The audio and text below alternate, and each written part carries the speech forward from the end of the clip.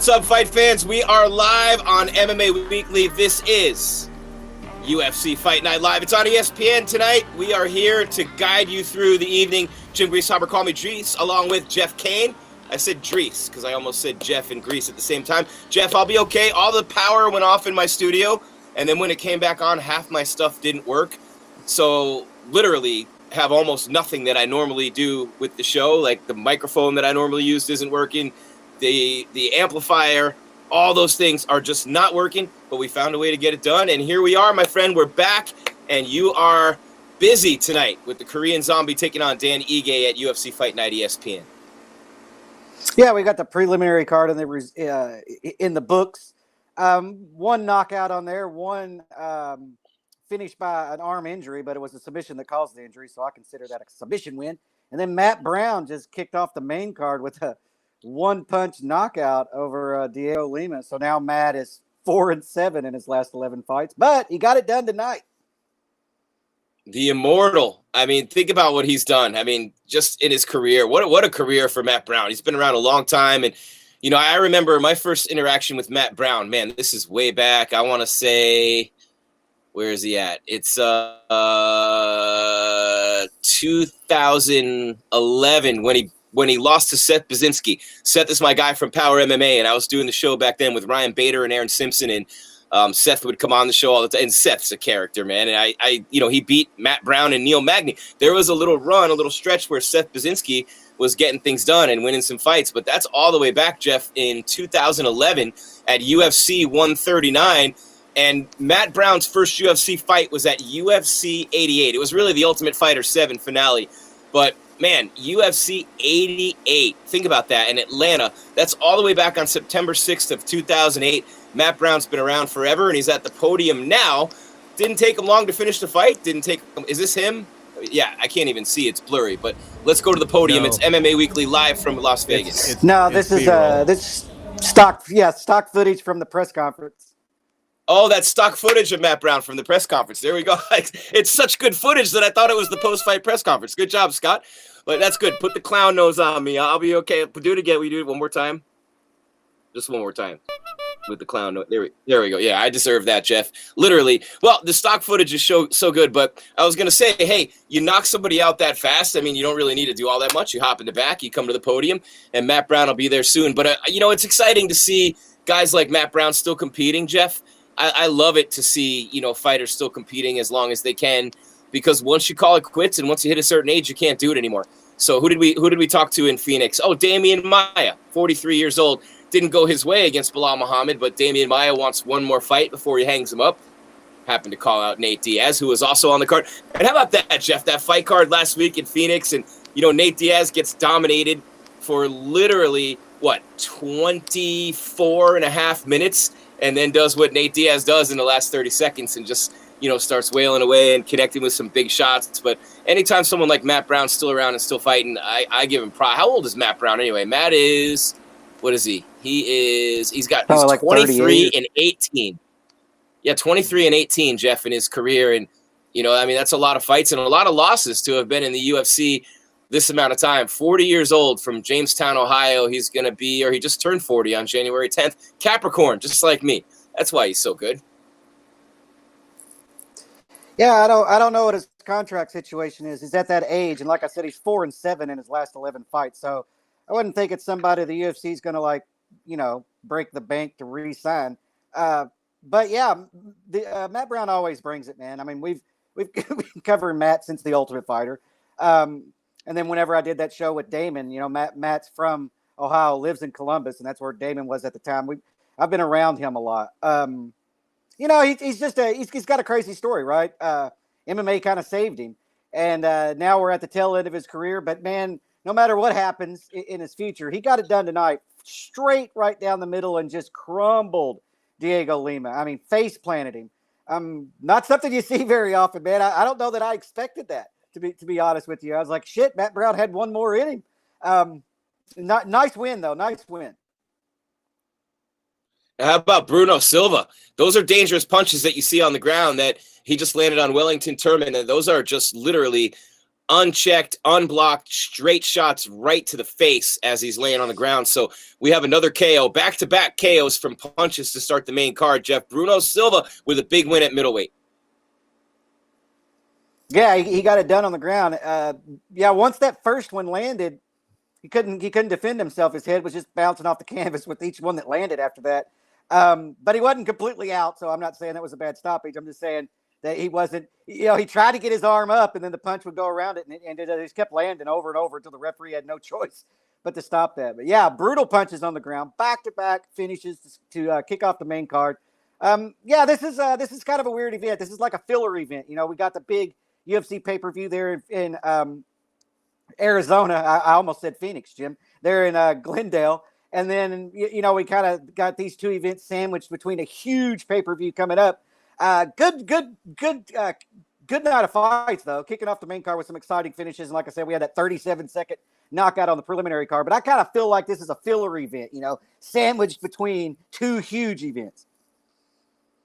Yeah, and it's an ESPN event, which is always great when you get a chance like the Korean Zombie and Dan Ige. And by the way, check out my interview with the Korean Zombie and Eddie Cha, his coach, also the translator. It's up on MMA Weekly right now, guys, on the YouTube channel. But, an interesting dude, the Korean Zombie, Jeff, and a great, great fighter. But all the time he had to take off, all the obligations he's had, all the things that have gone on in his career. He's been around a long time, and he's got a lot of fans. He's got a huge fan base and a big following, a really nice guy. And, it was interesting sitting down and getting to know him a little bit. I had never interviewed him before.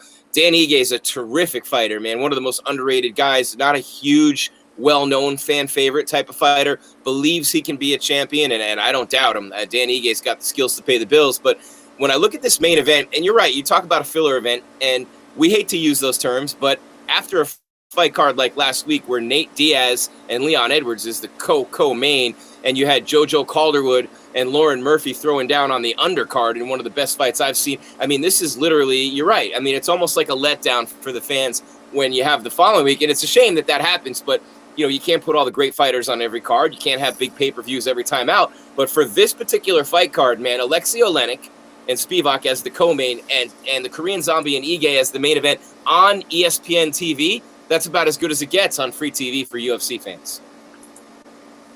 Is it on ESPN or is it just ESPN Plus? I'm not for sure. I'm watching it on ESPN Plus. ESPN2 and ESPN Plus. Okay. I didn't know if it was on the big network. Yeah, man. I mean, we talked about this before. These are bigger than being on an undercard of a pay-per-view or even the first card to kick off a pay-per-view. More people watch these fights. And so this is a big opportunity for a lot of guys on this fight card. You got some veterans. Everybody knows Matt Brown. Especially hardcore fans know both the Limas, right? And so that was a good fight to kick off the main card, and it finished well. I think the fight to watch on this whole card is going to be the Marlon Vera Davy Grant fight. But Davy Grant, we're headlined by a pretty meaningful featherweight bout, and then the heavyweight bouts, the heavyweights, man, they hit hard. Alexei is ranked, and we'll see how that goes. But I think everybody should watch that bantamweight fight that's going to head into the co-main event. I think that's got fight of the night written all over it. Now watch it be terrible, Jim. Watch it be terrible. Whenever what's interesting, whenever you see Davy with an EY, he's British. He's British, right? Yeah. So you got Alexei Olynyk, and you got as the co-main, you got Chito Vera as the co-main. I like Chito Vera, and you and I have talked about him a lot. Marlon Vera, he's a guy who's got some wins over some pretty big-time fighters. And last time we saw Chito, he was losing to Jose Aldo, and he had put himself in a position with a win, and you can call it whatever you want to call it, but it is a win over Sugar Sean O'Malley. And O'Malley likes to talk a lot. O'Malley's a busy dude on social media for a guy who really hasn't fought anyone or done anything really worthwhile in the sport yet. And there, I said it. Sorry. I mean, he lives in my backyard of Arizona. Nothing against him, but he likes to talk like he's been a champ for 10 years. So O'Malley and Chito Vera, that was when O'Malley had the hurt foot. It was the second time that it happened to him. He lost the fight to Chito Vera. And then because of that win and because of the win over Andre Ewell, who's a good fighter as well, he ended up with a fight. He got dominated by Jose Aldo, lost the unanimous decision, was never close. But Chito Vera is one of those guys. You can put him in there against anybody in the top 15, and he's going to represent himself well. But this fight here, Jeff, is really, it's intriguing to me because I look at Davy Grant. And, this is a great opportunity for him. You're talking about a guy who's 13-4. He's on a 3-fight win streak, right? he hasn't had the chance, and he has defeated Chito Vera in the past, so this is a rematch. This was actually on a card where when Mike Silva and Bisping's commentating on this card. So there is a win for Davey over Chito Vera in the past, a chance for Chito Vera to avenge that, but a 3-fight win streak in it to take that next step forward in the rankings. And I like him in this fight, but yeah, you're right about. I mean, this is a tough fight to pick. I think that Chito is one of those guys, like you said, he represents himself. You can put him in there with the champion, and he's going to do okay against him. Hell, he might even win. That division's just so stacked, that and styles make fights. You go in there with an Aldo who's like a precision striker, and if that's your game, man, it's hard to overcome that. Matchups that you would consider better than now in their career, I think Vera wins those fights. And so that's just a stacked division with so many styles and so many top-level fighters either way. And Sean O'Malley, right? He's got all the skill in the world. I'm going to give that to him. When you watch that guy fight, you think, man, greatness is on the horizon for sure. And then, sometimes you're like, I don't know, man, maybe he's talking too much too early. But look, everybody said the same thing about every fighter that's ever come up. I remember when Conor McGregor said, I'm not here. I'm here to take over. I was like, who the fuck is this guy? Kind of taking his line from him. And before he dropped it. Now, yeah. And so now,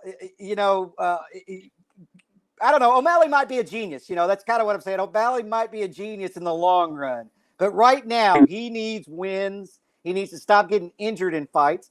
He's going to get that fragile, kind of tag to him, and you never want that. But yeah, man, I think that's a guy that's got a ton of star power. I think the UFC sees it. I think the fan base sees it. O'Malley just has to put it together inside the octagon. Everything in place to be a star except the wins. Except the wins, and those are the most important thing. I mean, let's be real about it. And he's got great skill, and we'll see how good he is on the ground when the time comes. But he's not even ranked, and he loves to put himself out there. I mean, look, it's okay. It's good for him, and he's even gotten into a little beef with Henry Cejudo. They're in Arizona, both of them in each other's backyard, and Henry always has something fun to say. By the way, check out my interview with Triple C Henry Cejudo. It's going to drop very soon here on MMA Weekly. I caught up with him last week at UFC 263, along with T-City Brian Ortega, who's coaching tough against Alexander Volkanovski. Both those interviews coming soon. But Sugar Sean O'Malley, Jeff, he looks like the 70s porn guy. He looks like the dirty neighbor from that 70s show. Like if there was another dirty neighbor on the other side of the one dirty neighbor, it would be Sugar Sean O'Malley. He looks like he should be getting out of a Volkswagen van that has like the porn room beads. Remember the VHS rental stores back in the day? And there'd be like the porn room in the back, and you'd have to. My dad would never let me go in that room, but I'd see the beads, and I'd be like, I just want to. Sugar Sean O'Malley, I feel like you go in his living room, you go through the beads, there's a cloud of smoke, there's a lava lamp, maybe he has a pet rock. You know what I'm saying? Like, I feel like he's a throwback.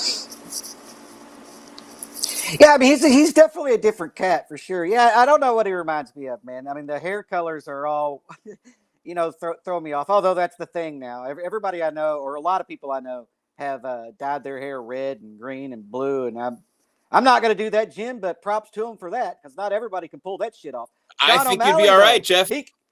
I think you do it. I think with that hair, tell us in the chat, guys, could Jeff Cain pull off this hairdo? The Sugar Sean multicolored rainbow. Where is it? I'm going to show it on my phone. Sean O'Malley, multicolored. Sean O'Malley hey, Siri, reminds me of like a. Show me Sugar Sean O'Malley with multicolored hair. Yeah, like I could totally see him on some roller skates.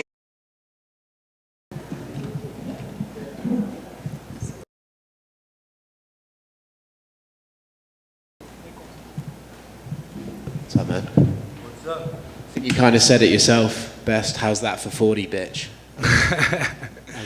Yeah, that's how I feel, man. I think a lot of people write me off because of my age.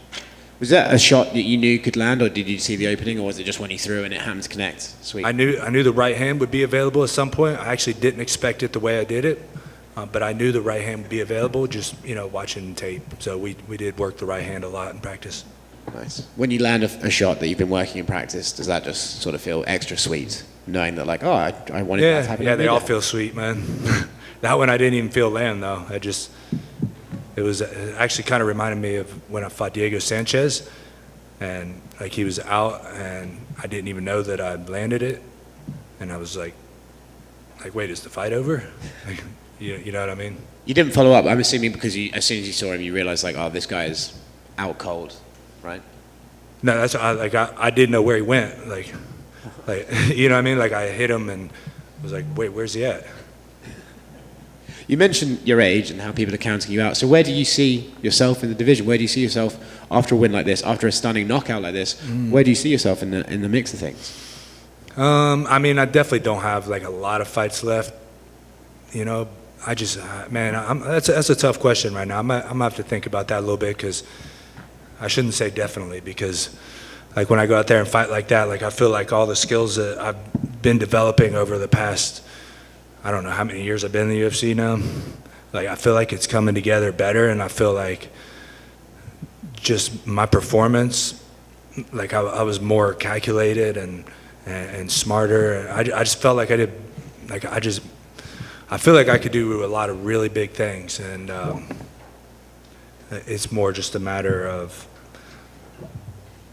life, you know, life, right? We were talking about this the other day, right? Like, life gets in the way. Is there just a certain amount of honest self-assessment that you need to continuously have with yourself at this point? You know, you don't want to, you see other fighters who maybe fight past their prime and you see what happens to them, and you... No, I think like I'm in my prime now. Like, yeah, I'm not suggesting yeah, that like past I it, could, but you have to just keep... I have the ability to fight and fight at a high level still for a long time. Again, it's just life, man. Like, there's just so many other things going on in my life that are, that's why I don't fight as much as I used to. Like, there's just so many other factors, mainly like my kids getting older, you know, like, you know, I'm not gonna bore you with all that shit though. It's not boring. Interesting. Do they? We'll do a full interview and talk about it. Okay. Do they like you fighting, or as they get older, are they more inclined to want you to stop? They love it. Okay. Yeah. Definitely your kids. They absolutely love it. My one son, I mean, he wants to be a fighter so bad. So yeah, they love it, man. Yeah, they're yours. Yeah, totally. And especially, you know, when you come home after a win like this, of course they love that. You know, you come home after a loss, you know, it's not the same. Congrats, man. Yeah. You say your son wants to be a fighter. Are you going to allow that, or do you want him to kind of take a different path? Oh, absolutely. I'm not going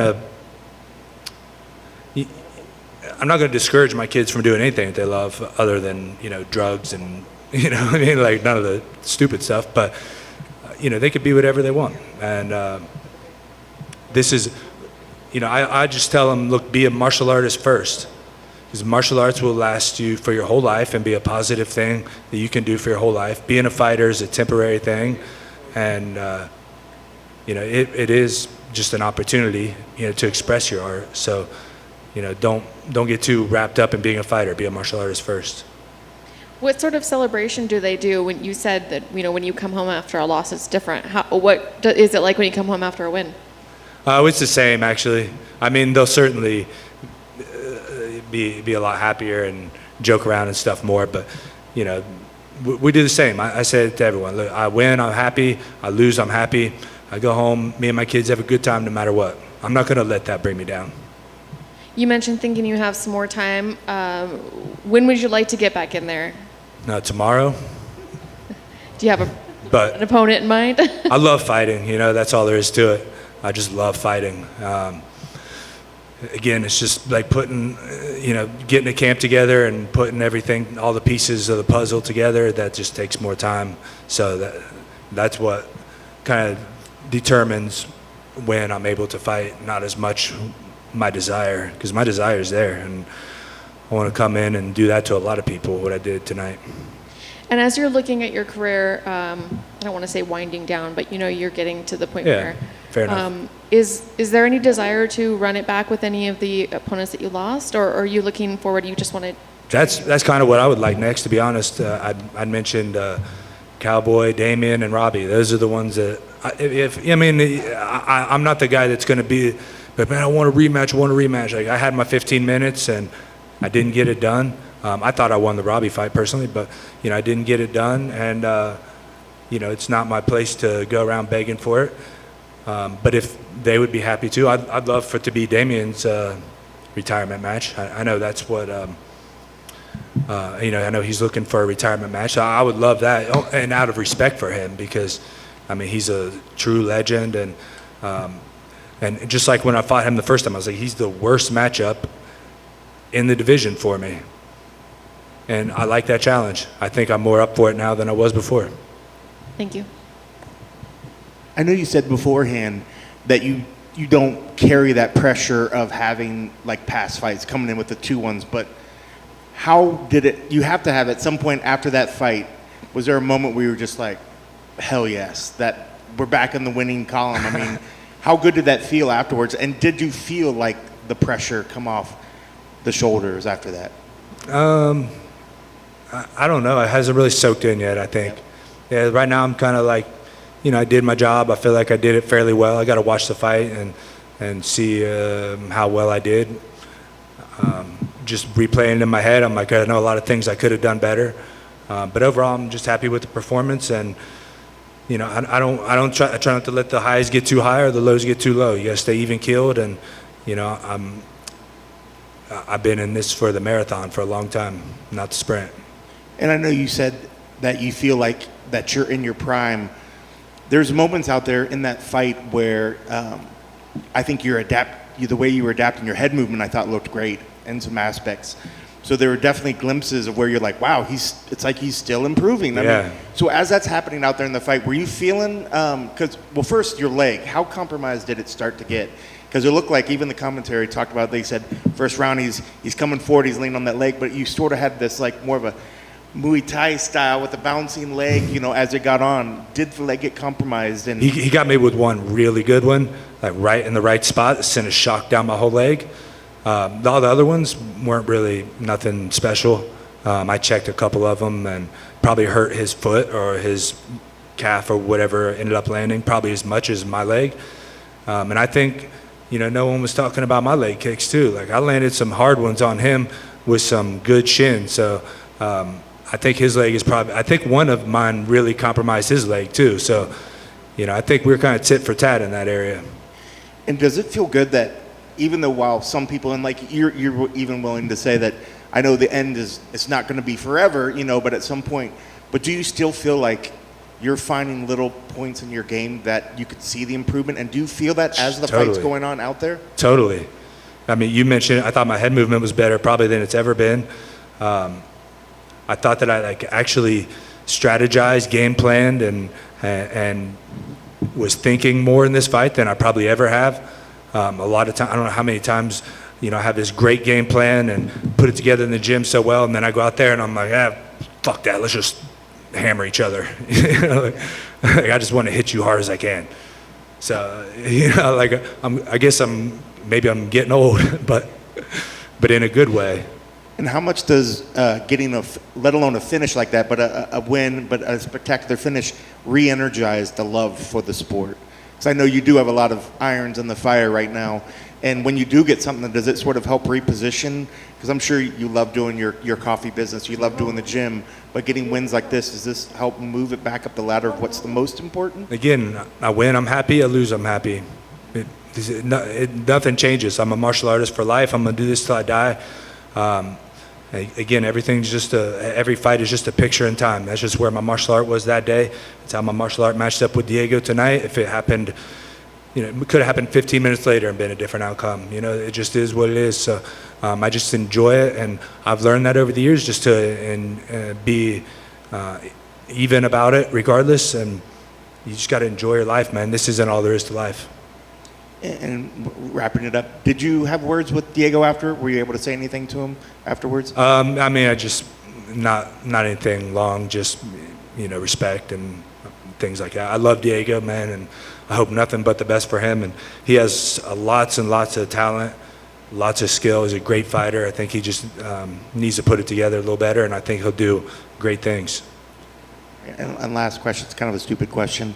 Bruce Buffer said Ohio really weird when he was introduced. Did he? I don't know if you ever catch that stuff, or if I didn't notice. If little silly things like that ever get in your mind before a fight, or are you so locked in? No, I'm locked in. I do the affirmations and all that kind of stuff. before. Yeah, I'm not go listening. back. He said it really weird. It was like Ohio. I was like, what are you doing? I was like, Matt needs to set him straight. So, all right. Congrats on the win. Thank you so much. Well done, Matt. Congrats on the big win. Who's talking? Oh, you're to your congrats on the big win. You mentioned you're happy whether you win, happy whether you lose, but I have to bring to your attention you tied with Matt Hughes for 16 wins in the welterweight division. You're 2 away from 18, which is the record. At this point of your career, you're firing on all cylinders. What was different tonight between this Matt Brown and your last performance with Condit? Because tonight you just looked locked in. To be honest, I think the mistake that I made in the Condit fight was I got myself like too hyped up and I was too I tried too hard.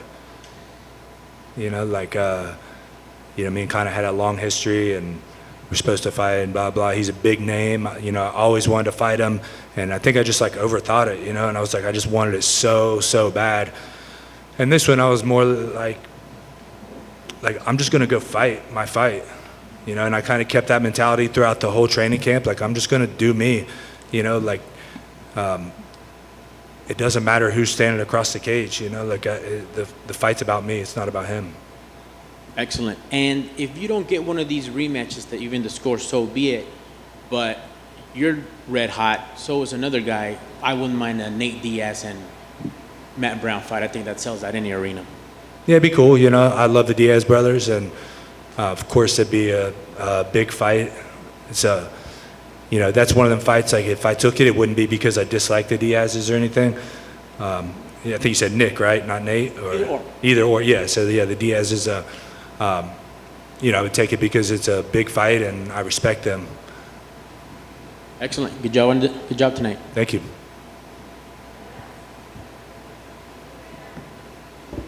Thanks, guys.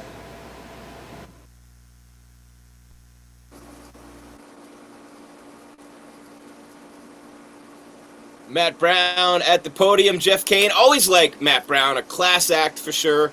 But I literally, he's got media members correcting the way he fights and correcting Buffer's pronunciations. And he's got another dude saying, hey, you should fight Nate Diaz. Hey, you should fight come on. Guys, let's not get carried away. Matt Brown is not getting anywhere near an octagon with either Diaz brother or Conor McGregor. I wanted 2 minutes back that I had to waste listening to those questions and answers. But other than that, I love listening to Matt Brown. Whoever Nick comes back against doesn't matter, right? Nick could come back against me or you, and it's going to sell like crazy. So Nick's the lottery winner, right? That's the one you want. That's the one you want to call out. Nick's got too big of fights. Nate's got too big of fights. If Poirier beats McGregor again, then the trilogy between McGregor and Nate's going to happen, no question, because it's the biggest fight they can do with those two names.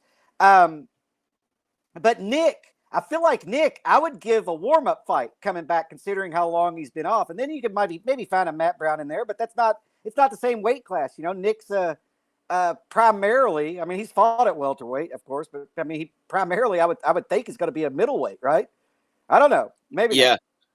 You would think. And it's interesting, and I don't mean to rip on our fellow media guys. It's easy to sit here and do that because I'm in those press conferences a lot. And, he kind of corrected the way Matt, but he's like, oh, your stance was a little off. I remember one time, Jeff, I did that to Todd Helton. If you remember Todd Helton, and my previous career in radio, I used to do morning drive and afternoon drive in Miami and Phoenix and all over the place. And, I used to really be in and do host flagships, and got really in tight with baseball, and it was the Diamondbacks in 2001 who ended up beating my Yankees for the World Series, and I'll still never live that down because I got tight with a bunch of the players on the bunch of old guys who had never won a championship. They all came together and they won a championship. But it's funny because Todd Helton's in town, and this is when Todd Helton was hitting like 350, best hitter in baseball. And I'm like, yeah, you just missed that home run. You moved your weight forward a little bit too soon. And he's like, oh, thanks for the hitting advice, man. I'll take that into account. And I just was like, oh, shit. I just told the 3-time batting champion how to hit on my radio. So when I heard him do that in the media room, by no means am I exempt from that. But he's like, yeah, your stance was a little off when you threw that kick. Oh, really? Oh, thanks for letting me know that, media guy. I'll get right on that. Yeah, the media guy, I think I think he worded it wrong because I think what he was trying to say is right. Like Matt Brown in the past comes out as a boxer and has that lead Yeah. leg forward and has weight on it. You know, I mean, the jab he uses, and so he's susceptible to leg kicks. And this time he came out more of a Muay Thai style where that leg keeps getting lifted up, you know, so it makes it easier to check leg kicks and not enticing as much to take out that front leg. I think that's what he was alluding to, maybe. But yeah. yeah. I mean, look, I'll be lying if I said I was paying close attention to especially the second half of that interview. Matt Brown, look, I agree that fighters at 40 years old can get better. His head movement did look good, but I've been 40, right? I've also been 30 and I've been 20. And what happens to you is, yes, man, you are better. You are smarter.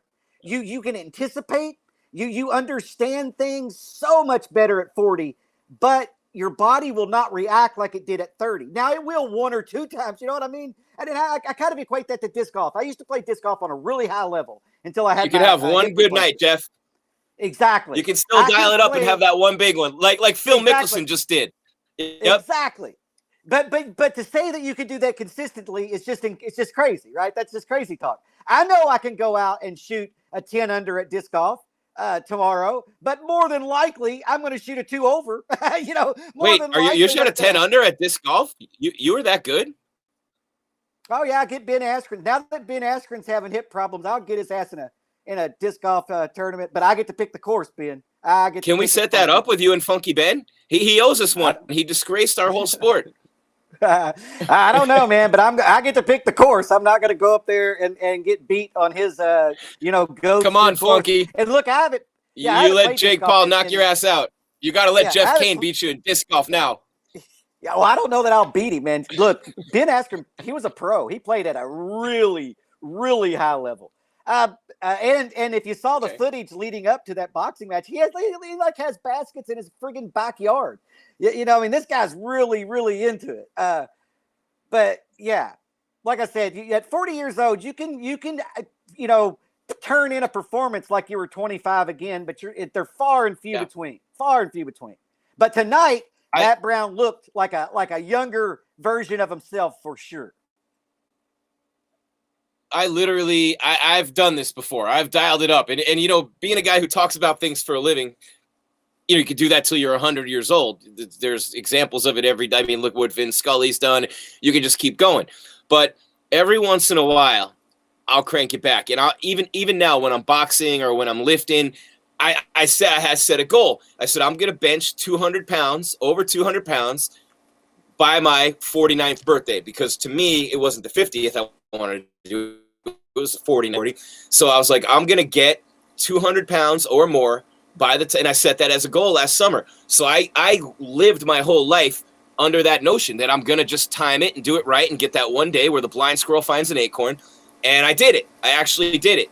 And it was because that one day you could be, and then the next day you try it again. It's like, oh my God, I'm 20 pounds weaker than I was the day before. But you can dial it up that one time. I mean, look at the examples. Phil Mickelson, for example, is one that I just talked about, and that's not a real sport. I understand it's golf, but it's still an athletic endeavor of some sort. That's a. Hey, hold on. To me, skill. Golf's one of the hardest sports, man. There's so much room for error. It's a skill. I don't call it a sport. I had this argument for years on my talk shows. I don't call golf a sport. I call it a skill, like archery or bowling or badminton. Badminton's more of a sport. Is baseball a sport? Baseball is a sport. Yes. Why? Because you're hitting a ball with a ball, you're multiple forms of athleticism, whereas golf, walk, swing, walk, swing, walk, swing, always thought of it more as a skill. And it's not saying this to denigrate golfers. I'm not saying that by any means. And by the way, Jeff, we had another first round knockout by Sung Woo Choi over Julian Rosa. And I just got a picture from my buddy Dave Zoine. Dave's up at the Apex with the Zombie. The Korean Zombie moved his fight camp to Fight Ready in Scottsdale, Arizona, the last two fight cards. Full camp this time in the States. So the Korean Zombie is now the Scottsdale Zombie. But Dave's up there behind the scenes with the Korean Zombie and just got a photo from him. Says the Zombie's never been more ready than he is right now, and he's going to need to be against Dan Ige, and he's going to need to be ready a lot sooner, Jeff, because you think, wow, it's a 6-fight main card. I got 5 fights before me. Well, all three of them ended way early by knockout, one in the second round and two in the first round. And so there's a look inside the apex of mixed martial arts in Las Vegas, the UFC Apex. It's MMA Weekly's live coverage of UFC Fight Night, the Zombie versus Dan Ige. Zombie. And we are going to, I think we're off the screen. Do we have someone else coming up to the podium right now? Yes, we do. It is time to go to the podium. And Bruno Silva, big knockout win. Here he is on MMA Weekly. Congratulations on the win. Parabéns pela vitória. How does it feel? Como você está se sentindo? I am happy. How do you feel like your performance went? Como você está se sentindo com a sua performance? O que você achou da sua performance? Eu queria ter feito um pouquinho mais, mas eu queria acabar com a luta, porque eu estou voltando depois de um tempinho e eu quero fazer muito mais. Eu não fiz nem 90% do que eu sou capaz, então vocês vão me ver ainda muito mais vezes aqui. I imagine to show more about my game, but I have 9% more to show for the fans, for the UFC. But you guys will see me in the future again and to show my complete game. I asked somebody earlier who had kind of a similar experience where they were out of the octagon for so long and had a quick finish, and you kind of said that you wanted to show more. But do you feel like this was meant to be? This was such a long time coming, and to have this highlight finish? Você teve que esperar muito tempo, né? E você conseguiu terminar a luta tão rapidamente aí. O que você pode dizer? Ainda bem, né? Ainda bem que eu acabei logo. Mas era mais o ritmo de luta mesmo que eu estava preocupado, e ainda bem que eu acabei, eu não machuquei, nem meu adversário tem uma lesão séria, e os dois saímos de lá saudáveis. I trained the full year and I always try to finish as soon as I can the fights, and I'm happy, I'm okay, and my opponent is okay too, so that's it. Did you talk to your opponent after? Você conversou com seu oponente depois? Sim. Por mais que somos adversários, a gente tem uma rivalidade. Ele é de Curitiba, da mesma cidade que eu, mas eu acho que hoje eu encerrei essa rivalidade, e eu falei com ele, cumprimentei e fui saber lá no médico se ele estava tudo bem com ele. Yes, I spoke with him. We live in the same city in Brazil. We fought submission before. We have but now everything's done. I spoke with him, and our rivalry, I don't know if it's the correct word in English, is done, is finished. Rivalry? Rivalry, Yeah. sorry. No, that's okay. I knew what you meant. People talk about ring rust a lot, and I'm curious if he feels like there is such a thing. He obviously didn't show any ring rust, but did he feel any at all? Ring rust? Can you repeat, please? Sorry. Yeah. People talk about the myth of ring rust. Is there such a thing as ring rust, being out for so long and coming back in? Clearly, it doesn't look like he felt it, but maybe he did. Maybe he believed in it, or does he not believe that ring rust exists? Ela falou que é muito difícil quando você fica muito tempo parado, você voltar e se sentir assim.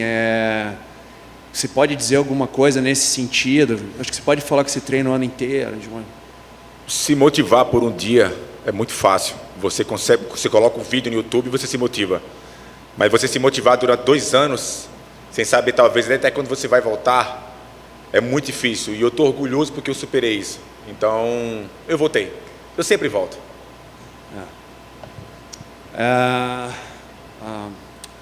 To be motivated for one day, it's easy. But to be motivated to wait 2 long years is not easy.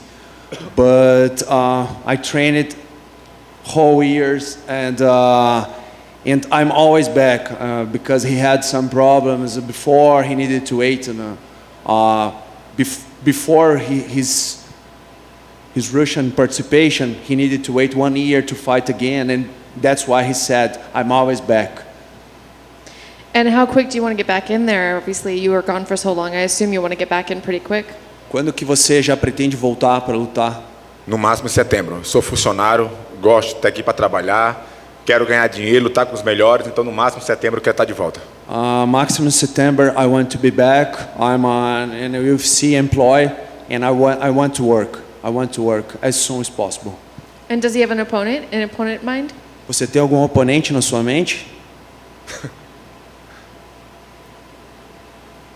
Quero estar com todos. He wants to fight with all the best in his division. Yes, that's the plan. Thank you. Just a couple quick, simple ones. Finally, you have that UFC win. What does that win mean for your family, for your career, for everything that you've worked for up to this point? Você finalmente teve uma vitória no UFC. O que essa vitória significa para você, para sua família, para sua carreira? Eu sou de uma cidade pequena do Brasil e eu sempre lutei por uma história, né? Então eu fiz história em outros eventos e aqui hoje começa a primeira página do primeiro livro, da página do livro da minha história aqui dentro do UFC. I live in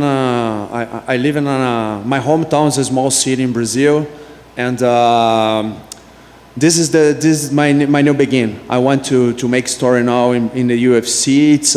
I'm here to be part and to stay in the UFC. I know I've heard in the past, in some small towns in Brazil, they gather together to watch their fighters fight. Do you know, did people get together back home to watch this fight? Ele falou que é muito comum em algumas cidades pequenas do Brasil as pessoas se reunirem para assistir às lutas. Na sua cidade eles fizeram isso? Eu tenho muitas lutas no Brasil já, né? Então muitas pessoas me conhecem lá, né? Então a minha cidade está em festa, a minha família, muitas cidades do Brasil está em festa, né? Infelizmente com o Covid não pode se reunir tantas pessoas. Yes, yeah. He said all his city, he's a big star there in his small city that his family lives, and unfortunately the COVID it's impossible to put a lot of a big number of persons inside the same place, but all his families, his friends, they are very happy with today. Okay. That's right. I kind of forgot. Very drinky. Yeah, I can imagine. Yeah. I forgot that the restrictions are still very, very tough. Yeah. When you got him down to the ground and you started that vicious ground and pound, once you hit him a couple times in the head, could you tell once you had the top position that the fight was going to be over shortly after that? Quando você caiu por cima no ground and pound, você sabia que poderia terminar a luta ali? Eu sou strike, né? É uma posição que eu faço muito bem, eu por cima. Então, quando eu caí por cima, eu falei, eu preocupei com o tempo, né? E o meu mestre falou, falta 1 minuto. Então eu tinha 1 minuto para acabar com a luta. Yeah, I'm a striker fighter, and I know this position is I'm very strong in this position. When I listen, my coach say, you have 1 minute. That moment, and he knows he could end the fight in that position. He's very strong in that position. Now, and finally, I don't want to swell your head too big, but I know a lot of people are talking you as a future prospect and as a potential champion someday with your power. When you look at the current champ, do you feel that you're a bad matchup for him with your skill set? Muitas pessoas acreditam que você pode ser um futuro campeão, que você tem que você é um cara muito forte, explosivo. Quando você olha as pessoas que estão no topo da tua categoria, como você se imagina lutando com eles? Você se imagina chegando nessa condição? Eu cheguei aqui como campeão. E eu trabalho para ser campeão, eu não trabalho para ser o número 2. E na minha categoria, eu acredito que é as mais difíceis do UFC, mas eu me imagino lutando com todos, porque eu quero fazer grandes lutas, né? Eu sou uma geração nova que luta do estilo da geração velha. I arrived here as a champion, and I want to be a champion here too. And I imagine in the top of the division, fight against all the best fighters in my weight division. In my opinion, the middleweight is the most hard division in the UFC, but I'm imagining on the top. Congratulations. Parabéns. Thank you. That's it. Thank you. Finish. All right, there you have a very happy Bruno Silva. Bruno with a big knockout win over Wellington Turman, and he was a blue corner fighter, underdog in the fight. Jeff, 3 fights, 3 knockouts so far, and we have the 4th one underway.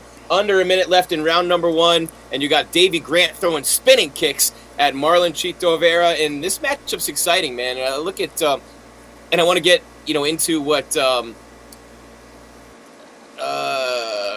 Okay, hold on a second, Jeff. Sorry about that. Yeah, Davey Grant is literally, I mean, anytime you see a guy named Davey, you know he's British. And you got Chito Vera coming off that tough loss to Jose Aldo. Grant is a bit of a crazy striker. I mean, you got to watch him. If he's going to win this fight, there's a good chance that it's going to be by something spectacular. And Chito Vera is going to grind it out. Chito Vera's never been finished. We know that. And Davey Grant was a huge underdog when the lines came out. But as the fight got closer, the money was coming in, and the line wasn't as big. But I have him at plus 275 on one of the books, and I have him all the way down at plus 170. Marlon Vera was at minus 350 all the way to minus 220. So depending upon the book you got him on, there's decent odds in this fight. But there's a cut opened up on Davey Grant now, and Marlon Vera, I just kind of felt like would grind his way to a win here, like Marlon Vera does when he wins fights. Well, I mean, Grant definitely had success with his kicks early, the leg kicks, and then the front kicks to the body, and he was controlling the range early in that first round. And then Chito, man, he's a veteran, right? He got his timing and his distance down, and he started landing punches there towards the later part of that round. But yeah, Davey Grant's unpredictable. I mean, that's one of his best assets, if you ask me. He's unpredictable, so you just don't know. I mean, he has his tells, and that's why you do your sparring and your training camps and everything. But sometimes that stuff just comes out of nowhere, and you don't expect it. And sometimes that's all it takes, that can overcome a mountain of skill set. Just the element of surprise. Right now, we're getting ready to start the second round, or we're in the early moments of the second round. And I expect Chito to have a good second and third round, but we'll see, man. Davey Grant's a tough dude. Yeah, he is. He is. And this is a good fight, man. I'm really excited to see. I mean, if you're looking at the live odds right now, they changed a little bit. And then there's a promo that just came up for next week. Gane and Volkov next week, Jeff, a heavyweight contender eliminator bout, really, so to speak. Ciro Gane and Volkov. It's a pretty cool fight matchup there. And Davey Grant, by the way, is pretty busted up. He's got a cut that's coming down right down the middle of his nose. He's still a tough customer, man. And he's one of those guys you got to really, really finish him to beat him. So this is good. And plus the bantamweights, they're hard to finish anyway. Chito's never been finished. So the way that this fight started, man, we're looking at a slugfest. This is turning why you can never, ever doubt the UFC. You can never, ever doubt mixed martial arts, because on this level, with such high-level performers, Jeff, I mean, no one's looking at this card as a big-time card or a can't-miss card. You even called it a filler card yourself.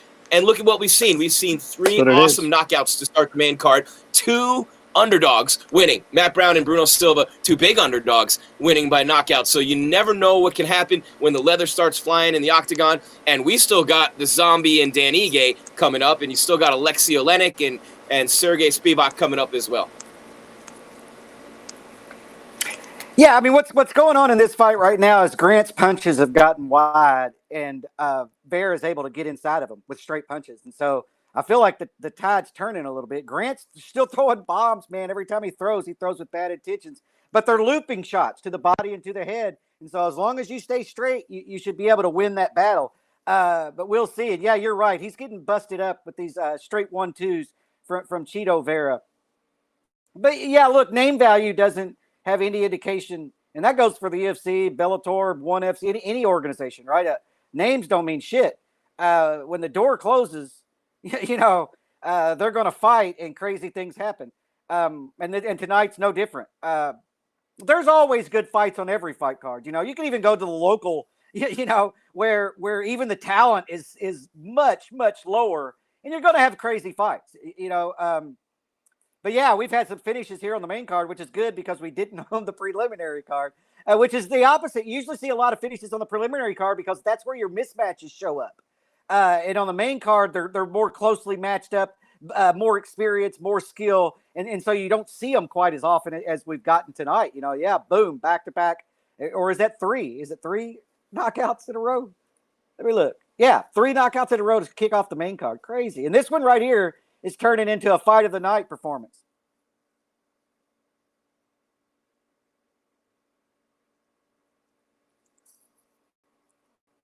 I think Jim might be muted. I'm not hearing. Jim, you muted yourself. I think I muted myself, Jeff, which I think people would say Christmas came early. A lot of people would say Christmas came early with me muting myself. I still want to know what people are thinking about Jeff Cain with the Sugar Sean hair. I think we could get some movement behind this. We could make some shirts. Jeff Cain with the rainbow. It is Pride Month. You could show your support for our brothers and sisters. I'll tell you what, man. I think you could rock that look, Jeff. I think you could rock the Sugar Sean multicolored rainbow bright hair. Well, I'm fine with the cornrow part of it. I don't know about just the hanging down. But look, Sugar's got some great hair, right? I mean, I think that's what stood out to me. The first time I ever saw him, I was like, what the hell is this guy? He looked, and like you said, you compared him to like that 70s porn star. And while I compared him to like, I could totally see him coming out, like I said, in that stupid polyester suit with butterfly collars with some roller skates, and he's like some roller skates. I was just gonna say, remember Boogie Nights with Burt Reynolds and Heather Graham is waiting for Roller Girl, like Mark Wahlberg was. You know what I mean? Sean O'Malley's like, hey, dude, like he's just got that vibe. He's just a cool dude. I like him. He's a nice kid, and I mean, they're all kids compared to me now, but I really do think he's got $1 million talent, and I'm looking forward to seeing him put that on display. The loss, he wasn't really humble with that loss. He didn't look at it as a loss, but a loss is a loss, and he did lose that fight to Chito Vera, and now Chito is in top position on Davy Grant with 30 seconds left in round number 2, just raining down all sorts of fury on Davy Grant right now, and Chito's beating him up. But Sean O'Malley is one of those guys, man. He's got a big fight coming up, right? Isn't he on the McGregor card? Sugar Sean is on the McGregor card, right? So I mean, anytime you're on the McGregor card, that's a big one. And Sean O'Malley, that day is, where's he at? He's the first fight on the main card against Louis Smolka. So they're not giving him the big time opponents yet. Chito was a nice little move forward for him, and I mean, I know they really want to push him and they want to make him a big star. The Thomas Almeida win, the knockout in the 3rd round was kind of expected, but you really hope that someone with that kind of talent, and especially someone with the striking and the hands and the feet, the highlight reels that we could see as a result of his talent and his career in the UFC, you're always pulling for a guy like that.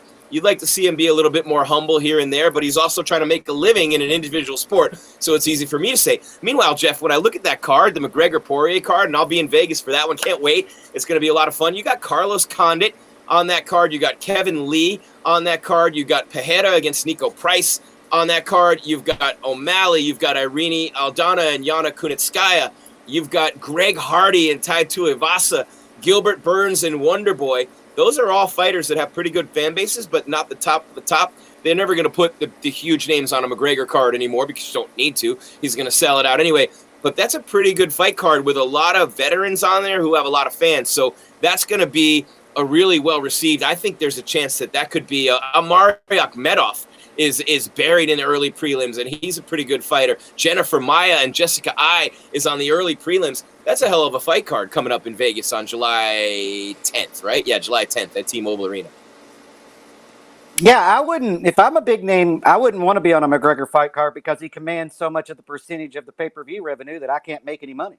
And so that's, I would have to be an up-and-coming fighter to get, I'm on that card for exposure. I want that card for exposure. But if I'm like a John Jones or an Amanda Nunes or Valentina or somebody, even Joanna and stuff, or Rose, I'm like, nope, I'm not fighting on that card. I'll wait for a different one. But yeah, man, if you're not one of the top people in the sport, you definitely want to fight on a McGregor fight card because you're going to get more exposure than you are on any other fight card. That's your big shot. And especially for like O'Malley, gets to kick off the main card. Oh, we have someone coming to the podium. All right, we have another fighter coming to the podium here, Jeff. Let's see who we have. It should be Sung-Woo Choi, who knocked out Julian Erosa. MMA Weekly live from Vegas. Scott Peterson up there for us today, and Jim Grieshaber with you here on YouTube. Check us out, subscribe, smash that like button, hit that bell, and here we are at the podium. We do have victorious and very happy Seung-Woo Choi right here on MMA Weekly from the UFC Congratulations on your Apex win. in How does it Vegas. feel? Thank you. I am so happy to win 3 consecutive games in UFC. How does it feel to have your first finish in the UFC? 첫 피니시 어떠냐? 첫 UFC에서 이제 첫 피니시인데 그게 또 이제 3연승제 이제 피니시라서 너무 기쁩니다.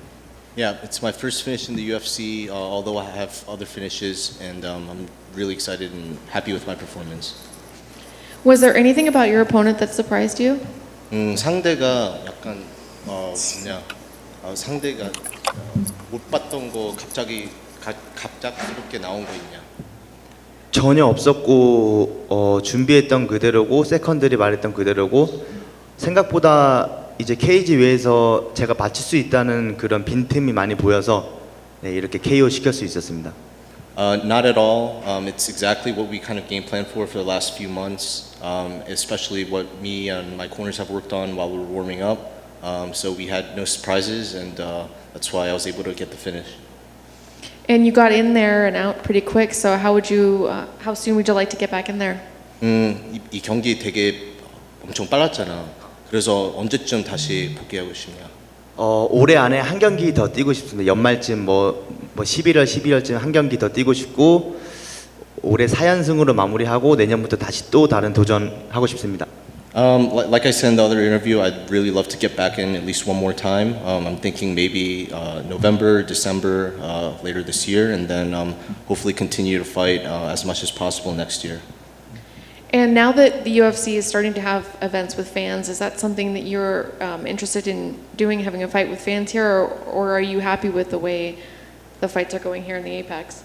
이제 코로나가 거의 끝나니까 이제 팬들 많은 데서 경기하고 싶냐 아니면 이게 좋냐?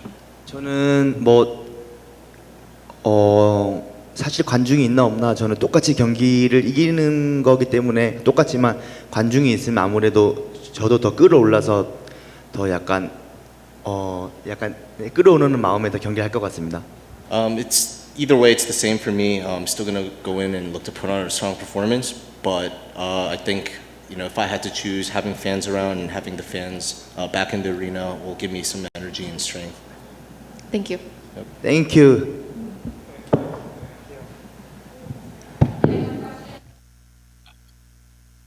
All right, very, very happy and victorious fighter there in Seung-Woo Choi. And, Jeff, he lost his first 2 UFC fights. And, look, there's levels to this, right? So he comes into the UFC and he loses right away to Movsar Evloev, who we saw last week in Phoenix, by the way, with a big-time win. And then he lost to Gavin Tucker. But now 3 wins in a row, a very exciting young prospect from South Korea. And we got another Korean fighter, the Zombie, coming up to headline this card. But a good win for Seung-Woo Choi. Oh, and now Chito Vera is looking for a submission, Jeff. I think Jeff's muted. Jeff is muted, but Chito's looking for a submission on Davey Grant. Cheeto's none of us know what you were laughing about, Jeff. You got to fill us in. What was funny? What were you laughing at? I was laughing at Choi because I felt like the first interviewer asked her questions, and he's like, "Thanks a lot, bye." And I don't know if the press was done asking questions yet. That's all I'm saying. There was a language. Yeah, he was out of there. It was. I don't know. I got that. I found that kind of fun. He was out of there, Scott. He Anderson went the bang right out the door. Yeah, the UFC was like, anybody else want to ask any questions? He was already off the stage. That was funny. He was gone. Just a language. He wants to go barrier, celebrate. Man. Yeah. Where would a South Korean go to celebrate in Vegas? There's got to be a Korean restaurant. So you never hear about Korean food. I wonder why. Some K-pop club, I guess. It's always like Thai food or Chinese or Japanese. You never hear about Korean food. I hear Vietnamese with pho. Where's the Korean food? Korean barbecue. I love Korean barbecue. I like that chin shabu. Yeah, they have Korean barbecue out here. Yeah, I would imagine. I don't know. It's Vegas. I would imagine there's definitely some Korean restaurants. I just don't know where they are. When I'm out there, by the way, free food. The free food or the buffet food, because then you just pay once and you just keep going. But it's crazy, man. I just heard John Anik's voice and it made me think, what a nice guy, man. I like John. John's a class act all the way. Saw him in Phoenix when he was here, and I mean, you hang out at the bar in the hotel when they're in town, and if you're lucky enough to find where it is, some of the fans were scurrying to try to find it. Fans are watching the embeddeds, Jeff, and they're like, oh, I saw this corner, and they're piecing it together like a puzzle, little screenshots on their phone so they can figure out where the fighters are staying. I think it's kind of funny to see that happen. And shout out to my friend Minnie Khabib, too, by the way. I ran into Minnie Khabib and her dad last week. The fans are back, so Minnie Khabib's back. We're getting the decision now on Chito Vera's complete annihilation of Davy Grant. It's got to be Chito by unanimous decision. He definitely What a great... beat him up the last round. I mean, beat him up bad the last round. Really bad. Yeah, Chito Vera got the win. Really bad. Look at the cuts, Jeff. Unanimous. All over his forehead. He's got a lot of cuts. I mean, he just wasn't bleeding from one spot. He's got here, another one. You get in a fight with Chito Vera, you got in a fight. That's a tough dude right there. And then there's Bisping. Bisping looks like a giant glass of wine. You see him? Yeah, I mean, Chito uses his elbows very well, standing in on the ground. He just doesn't. If he's got here, they're going to show a replay of one standing. Were two, and then he three, and then he had him against the cage, and he landed two real hard elbows up the middle. Chito's a very well-rounded fighter. That's just a tough division, Jim. That's a tough damn division. You can't have an off night and have success in that damn weight class. No, I'm amazed that Davy Grant made it the distance. I mean, I'm not amazed because of who he is. He's a tough dude, but he took a beating in this fight, and he was really bleeding. There's a knee. He took a knee right down the middle, right off the front of the skull, and he took so many punches and elbows. He got the shit beat out of him, but he was there at the end, and I always have so much respect because, I mean, people don't realize, they make it look like it's nothing, but these shots hurt, and they hurt a lot. And you're in there fighting, and you have the adrenaline. I'm training, and I'm boxing, and my coach just started hitting me back. He's not even hitting me hard. And I'm like, man, this is no fun when you get hit back. Like, it's not anywhere. This is not as near as fun. But when you realize how hard these guys are getting hit and how many strikes they're absorbing in a 3-round fight, for example, what Davy Grant just went through, props to Davy Grant. All my respect in the world, and if you're a fan, you really got to love that because that's what he's there for. And a lot of fighters would have been finished by Chito Vera in that fight, but not Davy Grant. Even though he took the loss, there are levels and there are degrees of it. So there's a loss and there's a lesson. He learns from it. He comes back better. But when you never quit and you just keep going till the final and the end of the fight, I mean, that's where the respect is won. Great job by Davy Grant staying in that fight till the end. Yeah, we'll have to ask him about that tomorrow. Whenever when the pain actually starts setting in, right? That's right. Is your adrenaline? Yeah, your adrenaline's going, and so I mean, if you get hurt in a fight, you're hurt. Because you've got that adrenaline going. It kind of reminds me of when Weidman talks about his leg breaking. He's like, I was like, that's not my leg. That couldn't have happened. And then the pain hit. The adrenaline, the pain level finally, overrode the adrenaline. And so, yeah, man, he took a beating in that last fight. He's got some cuts that's going to need to be stitched up. I don't feel like he was ever rocked to where he was going to be finished, except for that rear naked choke attempt. The blood probably kept him alive in that one. But yeah, man, all those guys from England are tough as hell, man. It's kind of weird. Of course we throw that description on a lot of nationalities. But yeah, man, he's tough as nails. Tough as nails. Dana's live on Instagram. He just popped up. So wherever you are, Scott, Dana's live right now on IG. He just popped up in my feed. Man, we still got 2 fights to go. You got the Olynyk, Serhiy Spivak fight. And I like the way he says his name. I actually watched these old fights, so they had to see the ring announcers back home. Serhiy Spivak. He's coming up next against Alexei Olynyk. And Olynyk, last time we saw him, he was losing to Chris Daukaus, and Daukaus is a great story. I think he's the cop from Philly, right? Daukaus, yeah, in the heavyweight division. And then I look at Alexei Olynyk. The one thing that stands out to me more, this dude's 59-15. He's 59-15. Think about that. Think about it. He's got 59 wins, 4 decisions. He's Yeah, I mean he's been around a while, man. He's been around a while. It's just weird. Some people do that, fight a shit ton early in their career, and then other guys don't. It's kind of I guess it's just where you're from, a lot of it, and then your management.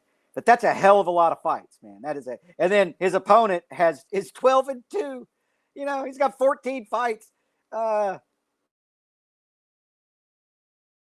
Amazing. And look, he's lost to Blades. He's lost to Overeem. He's lost to Walt Harris, Derek Lewis, and Dawkins. I mean, he's not losing to Chop Liver. So, I mean, look, he's the first fighter to compete across 20. He's lost 4 decades. 4. I have so much respect for a guy like that. I mean, we just saw Damian Maia at 43 years of age still competing. Science is getting better. Medicine's getting better. Nutrition, technology, everything. And, you know, you're seeing the results of that. But this guy had damage, and he's always a tough out. So, I mean, and now he's one of those kind of gatekeeper guys, right? He's a guy that you have to beat to get to that next that you can throw in any time against a Derek Lewis or a Walt Harris or an Overeem, and he's going to give you a fight. So, Spivak's in for. If you're looking at Sergey Spivak and what his career, I mean, this dude right here is only 26 years old, Jeff. He's literally, I mean, he's lost to Walt Harris and he's lost, but he's got a win over Tai Tuivasa. He's got a win over Carlos Felipe, who opened up the card last week in Arizona with a win over Jake Collier, and then Jared Vanderock. Those are his 2 wins in a row. So an interesting fight here for Spivak.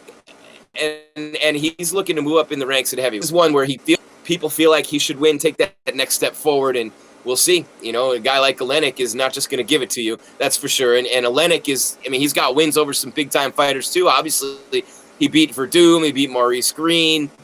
You know what I mean? He beat Mark Hunt. He's got some. He's been in there with high-level competition. He's lost is the problem, but he's been in there with really high-level competition.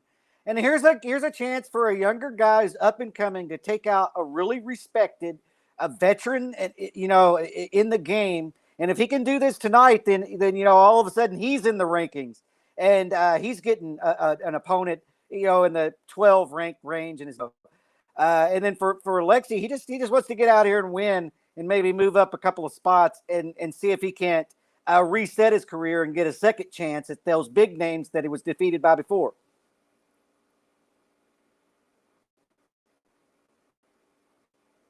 Without a doubt. That's a pretty good co-main event. Constricted. I'm blown away. I mean, you're looking at a 12-2 fighter against a 59-15 fighter. Think of all that experience. Think of all those fights, all those years, and man, it's just crazy to see some of these guys age, under his belt, still competing on a very high level. And you know, I give him all the respect in the world. But task against Sergey Spivak tonight, that's not an easy fight by any means. And you know, I mean, I think Olynyk is I mean, I give him all the props in the world, but this is one Spivak should win, and it's a big one for Spivak. Olynyk, he just keeps fighting and just getting more power to him. But this fight really means keep moving up that ladder, and all of a sudden, pretty crowded heavyweight division. Yeah, I mean, you know, Alexei's the one that's ranked, and then Spivak's trying to. He's look. If you really want to get down to it, he's ranked probably 17th or 18th in the world, and so a win here will throw him into the. Which is what he wants. But this is the heavyweight. You know, everything changes. That's, you know, this is the most dangerous division that they're in, and so it's going to be interesting if all that experience helps, you know, on the one side, or the inexperience helps on the other, or youth versus, you know, age. This is a very compelling matchup, if you ask me. I don't know who should win it because, I just don't know. I think this is more of a pick'em fight, but I'm not an odds maker. You know, I don't know. I would have kind of made this an even odds fight because there's just so many unknowns. You know, you're in the co-main event. It's pretty close, Jeff. It's pretty close. But the other guy not. Okay. Well, then good. It should be. I mean, it's pretty close. So you know, when I look at the odds for this fight, minus 290 all the way down to minus 250 is what Spivak's favored by, and Olynyk, the underdog, is as high as plus 231 and as low as plus 210. So not horrible odds. I mean, but if you're looking for an underdog, Olynyk, I mean, you can never go wrong. There's a fight that I don't, I'm not sure about, and I'm just kind of going both ways. Whoever's better on the ground, and whenever someone is that dangerous as a submission grappler, with them. Whenever someone's that good of a submission grappler and they can submit you anytime, anywhere in the cage, I'm always going to give that guy a little bit harder of a look when I'm betting. That's an extra little added advantage when someone can submit you anytime, anywhere in the cage. Yeah, I just think that this is, Alexi's got all the experience in the world. Spivak doesn't. This is a co-main event. That doesn't bother Alexi at all with all that experience and time in the game. This is a big moment. This is a career. This is the biggest fight of his career at this point. And so that, just kind of looking at that, that's why I say a pick 'em fight, because there's so many intangibles. Like you brought up, this is youth versus age, a passing of, I look. Yes, Spivak should be the favorite, slightly the favorite, because it's the heavyweight than any other differently. But I've seen, we've seen it too many times in the heavyweight division where one shot ends everything, and it doesn't necessarily mean their fighter really in a one big shot. You know what I mean? I don't know. We'll see. We'll see. He's one of two fighters in UFC history with Ezekiel choke submissions. Do you know who the other one is? If anyone knows, it'll be you.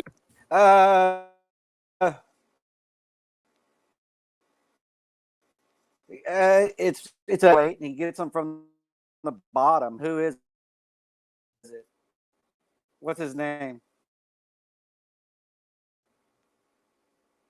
He just done it twice. Hello? Oh, wait a minute. No, he has both. Freeze? And he's got both. No. Yep. Yeah, he's able to. Ezekiel chokes Ryan, my son's favorite submission. I make him not go for it because it's all he goes for, and I'm like, you're too damn predictable, dude. Stop going for the Ezekiel. But yeah, man, I mean, that's a danger thing, but because he's dangerous from the top and bottom, because in the jiu-jitsu world, there's a guy, you're either known as a top guy or a bottom guy. No pun intended. Calm down, everybody. But you're either most dangerous in the top position with your submission attempts, or you're extremely dangerous in your guard from the bottom. And this guy is dangerous in both of those positions. Yeah, he's a dangerous guy. I mean, you're right about the submissions. You don't want to go to the ground with this guy for sure. No, and anytime, like I said, if everything's kind of like all things considered equal, I'll go with the jiu-jitsu guy, although it's not a guarantee for sure. But this is exciting. Co-main event, 59-15-1. Russia, plus 220 underdog, 59-15-1. And you've already got Matt Brown on this card. Remember, Jeff, we had a card a few months ago where you had like Frankie Edgar was on the card, and there were combined like 300 from like three of the fighters on the card. So Matt Brown's got 41, right? So Matt Brown's got 41, and Chito Vera has 24. Nah, this one's Olynyk's got 59-15-1. So you're looking at, but still, that's a lot of fights. That's a lot of fights on this card. Yeah, it's definitely a lot. There's a lot. Well, there's a lot of experience on this card for sure. We'll see though. It's interesting that we the more experience paid off for Matt Brown. Although Diego Lima's been around forever too. Yeah. This one, this is an interesting fight. And Olynyk doing what Olynyk does, getting right in Spivak's face to start things. He's going to come in low. He's going to change levels on you and look to get low enough to get that takedown for sure. Yeah, they're just throwing bombs right now. I don't know if Olynyk wants to go to the ground. I don't know, man. This is a compelling matchup. Spivak just missed with a huge right hand, though, that had all kinds huge of right hand all over it. That's chin music, Jeff. That's major chin music. You know, like you've been in a fight when a punch like that misses you, you're like, oh, thank God, that thing would have killed me. Yeah, I've had a couple of those sail over my head in my day. I've also had a couple of them connect, unfortunately. Yeah, or like, yeah, you hear them. I mean, you literally hear them go by. You're like, oh shit, I better keep my hands up in this damn thing. Yeah, I try not to get in fights anymore. I won't get in a fight. There's the zombie in Ige. Crazy. Yeah. Oh, look at this, Jeff. They're trading, throwing bombs in the pocket. The big boy's throwing bombs in there. Oh, nice jab by Spivak. He just snapped the head back of Olynyk. He's got some serious heat on that jab, but Olynyk's still coming forward. It's kind of funny because he looks like you're fighting a gorilla. He's coming at you like this, you know?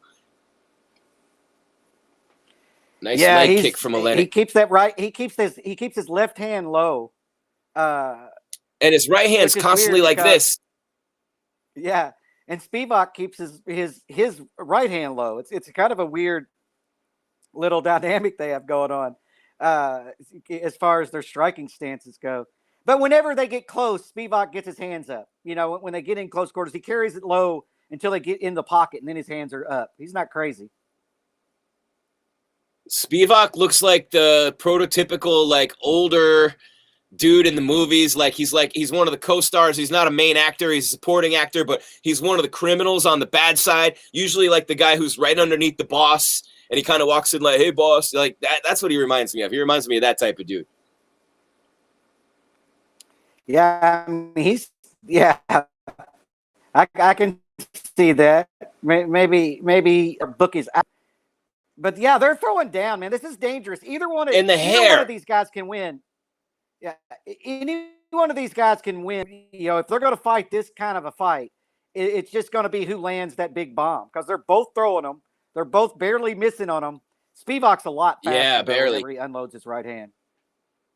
I'm waiting for Spivak to throw an uppercut right down the middle because the way Olynyk keeps coming in like this, right here, he's like this, Jeff, and he's looking. If you throw a perfectly timed uppercut or even better a knee, he's going to be vulnerable to that. And here he goes, clenching him up, trying to throw a knee. Spivak. I think Spivak heard me. He might have.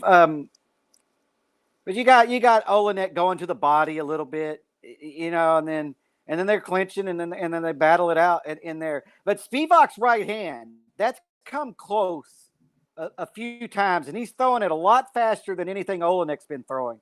I imagine Olynyk's trying to get his back though. Yeah, this is dangerous. He can't drag him down. He can't do it. Look at, he can't do it. He can't. Oh, did he get him? He got him. Wow, that's persistence right there. He just kept backing him up and trying to pull him down from the back, and he eventually got his back. So can Spivak survive the final 50 seconds with the constrictor on his back? And he's got the triangle locked in too, Jeff, right up against the cage. Mounted. So he's looking for a rear naked. 40 seconds left in the round. He's got an arm triangle choker. Is what he's he does. He's moved. I'm a little bit ahead of you. He moved to the mount position. And he's got this. He's just smothering him right now, looking to see if he can lock this up. He's not going to submit him here. He's got 20 seconds. He might. No, he didn't. Yeah. I got 10 seconds left. Where are you at, Jeff? To try to. I just decided 10 seconds left, and it looked like he might get something, and then it wasn't there. He won the round, though. That last takedown and the exchange on the ground, that won him the round for sure, I think. I mean, don't you? Yeah, the round was close before that. And so he scored the takedown, and he mounted him, too. I mean, you mount somebody, that means a lot to me, because not only did you pass their guard, you took them down, you passed their guard, and then put them in the most dominant position you can really have on the ground outside of a submission. And so, I give him the round 10-9 right there. But like I said, Spivak's right hand is worrying me. So keep a lookout for that heading into this second round. He's barely missed with it 3 or 4 times. And when he's throwing it, he's throwing a heater. He is. Bad intentions, as we like to call it. That's a pretty good round, though. I mean, Spivak, you got to, you're feeling it out. The thing about Olynyk, he's coming in like this, man, and like his head's down, like boom, uppercut, and I did see Spivak try the clench and maybe throw a knee, and that's how he ended up. I feel like anything coming upward into the pocket as Olynyk comes in on you, easy for me to say, right? And everybody's seen this on the film, but I feel like the uppercut or the knee is going to be what wipes him out. I call it coming. He's got to be careful with the knee because that's going to leave him, more susceptible to a takedown than the uppercut will. We'll see. I mean, right now, Alexi's not doing that real close. Oh, nice again, counter, right, though, they're by just brawling Olynyk. again, yeah. Yeah, they're just brawling again. It's like, yeah, let's just beat each other in the face for a minute. And he's hard to hurt, too. Olynyk's hard to hurt. He's got a chin. He's one of those dudes, you punch him as hard as you can like 5 times, and you're like, fuck, come on, And he's just got that granite chin. And so this could come down to who slows down and who doesn't. Because, I mean, this fight's pretty even. I think Alexi definitely won the first round with the takedown and the mount at the end of it. And in this round, he's actually moving forward, and I have him ahead right now in the round. Yeah, he's beating up that lead leg, too, of Spivak. He's beating up that lead leg, too, Jeff. And that's what, of course, grapplers love doing that because they catch you stepping the wrong way or transitioning your weight the wrong way, and boom, you're on your back. Olynyk is now sensing that and keeps coming forward with that head down, man. Uppercut, Spivak. Uppercut. Come on. Olynyk made a big mistake right there. Oh, Spivak's on top. Yeah. Yep. Go ahead, Jeff. He went to try to take him down, and he ended up pulling him down on top of him. I don't think he meant to pull guard, but if he did, I guess this is where he wanted to be. I mean, how confident are you in your ground game if you pull guard? When you're not hurt. It's like watching the early days. But Olynyk is a beast. Look at the size of his back on the ground there. But now, if you're Spivak, you got to be really careful here. Obviously, on the ground, you're in top position and you're looking to do some things and land some shots. But you got to be careful. He can submit you from anywhere in any way, and even the Ezekiel choke. You said it's off your back, so there's no submission that he can't hit you with, and he's already got that right leg of Spivak wrapped up in his 2 legs and trying to control as much as he can from the bottom with about 240 left in round number 2. Yeah. Spivak, I mean, you can big, get that heavy Ezekiel dude, get choke. some elbows in. Yeah, like I said, my son likes the Ezekiel choke from the top. Alexi being able to lock that up from the bottom like he does is incredible. So yeah, I mean, Spivak taking this to the ground or staying on the ground with him it might be dangerous right here. I don't know. And then he's posting up the hand on his chest, which is not very good. You're going to get an arm bar or a triangle out of that. Yeah. Yep. But he's doing okay right now. I mean, he's catching Olynyk up. Now he's got his back, and now they roll back. But, Olynyk did a second there, Jeff. It is. Yeah, Olynyk's, he's dangerous from the bottom. He's deceptive. You got to watch. He goes for weird things that you just don't see a ton unless you're a jiu-jitsu player. He's got a straight arm bar that you don't see people pull off a lot in MMA, but he'll go to it like immediately. It's kind of he's a throwback, man. That's why I think people like him so much. He's a throwback, and that Ezekiel choke, like he brought up, that's just deceptive. And by he's the taking time some you big realize shots though now. On, it's too late. Yeah, he shouldn't it's too have. late. He's taking some shots now from Spivak. I want to see Spivak be a little bit more busy here. I feel like there should be a little bit more urgency to go for a finish with a minute left in the round, unless he's just kind of saving up that energy to go hard for the last 30 seconds. But he's hitting him with some elbows now. Looks like he's starting to have some effect on top, some cumulative. It's adding up. Oh, some big shots there. Now he's got a choke. He's trying to choke out. Well, he ended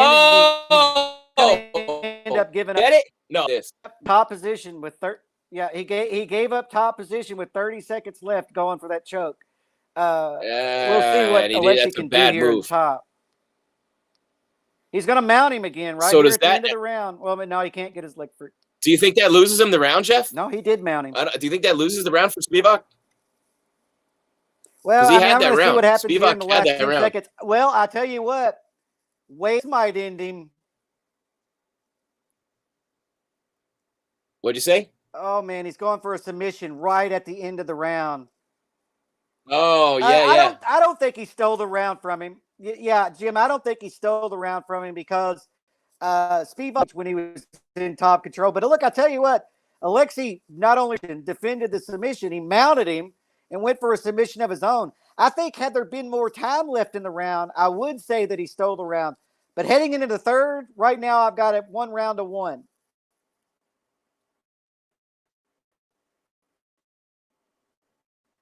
Never know what the judges are going to see, but two big, strong guys, getting after each other, both absorbing some punishment. But Olynyk does wind up in top position to finish both rounds, and that's the final impression that you leave on the judges. So we'll see. Olynyk and Spivak going to go to the third and final round. We got the Zombie and Dan Ige coming up next, and we're excited for that one in the featherweight division. So many great fighters. I just did an interview, Jeff, with Brian Ortega, T-City. What a night. First of all, just a great dude.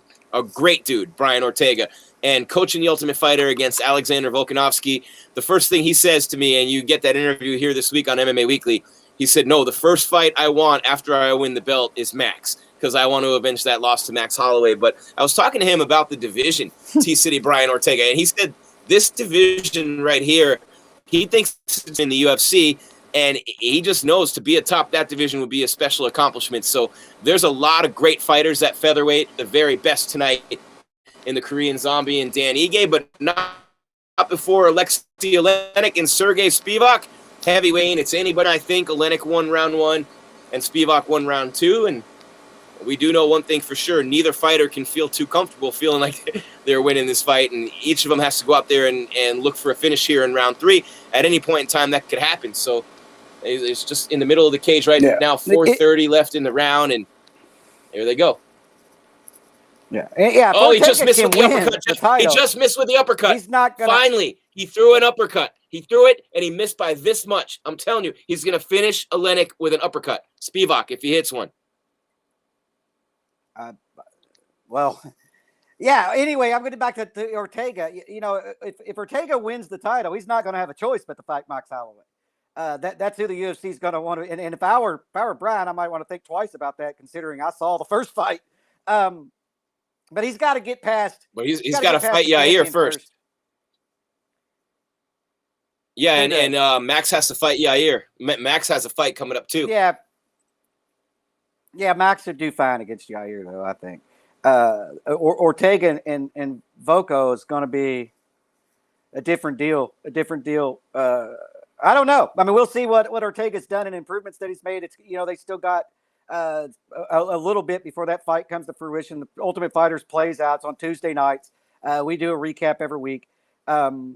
We'll see how that season plays out. Right now, Team Ortega's dominating.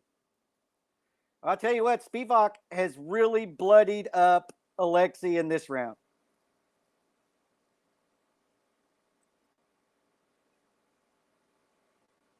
But Alexei gets up and moves forward and does what he does. Yeah, that's all he's doing is working. Oh, big elbow from Olynyk. And then he shoots double leg. There's a lot of blood. I think it's coming from Olynyk. It's just grinding that face. Is it from Spivak? And he's connecting now. They're throwing some serious bombs at one another. I like it. I think it's coming from the bridge of the nose of Spivak, They're both Jeff. tired. They're both tired. And so they're leaving them on arm punches and beat the shit out of each other. Right now, Alexei's looking to try to get the fight to the ground. And we'll step this round, though. But I think he's just taking a break, honestly.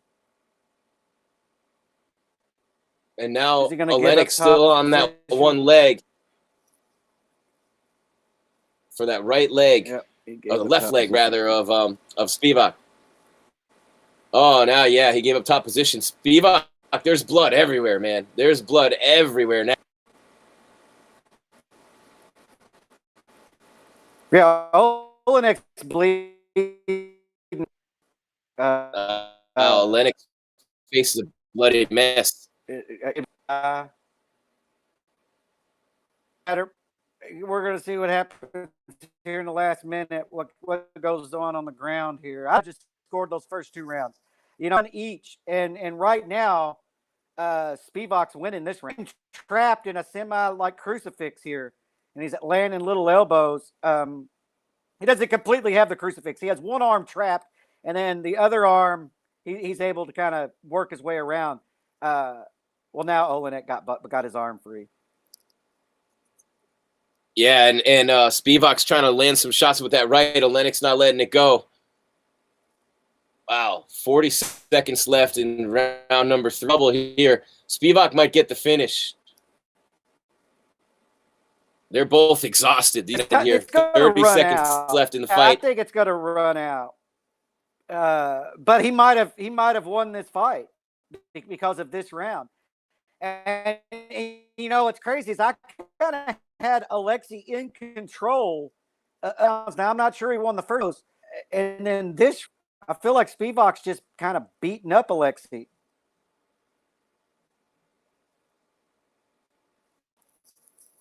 Yeah, 5 seconds left. They both just they're both just laying on each other after the fight. Literally, neither one of them got up off the canvas. They rode to their backs and they just like laid next. 2 exhausted men right there, Jim. Man, I'll tell you what, that's a long fight for those guys at that size doing what they did and shooting for takedowns and defending takedowns, and they were active the whole fight. They were throwing the whole time. A lot of blood. I mean, that's what you expect from a heavyweight fight in the UFC. So they delivered, and a good job. You can always put the heavyweights in a co-main spot and get an entertaining fight. I think Sergey Spivak, I would say 29-28. Same with you. What do you think?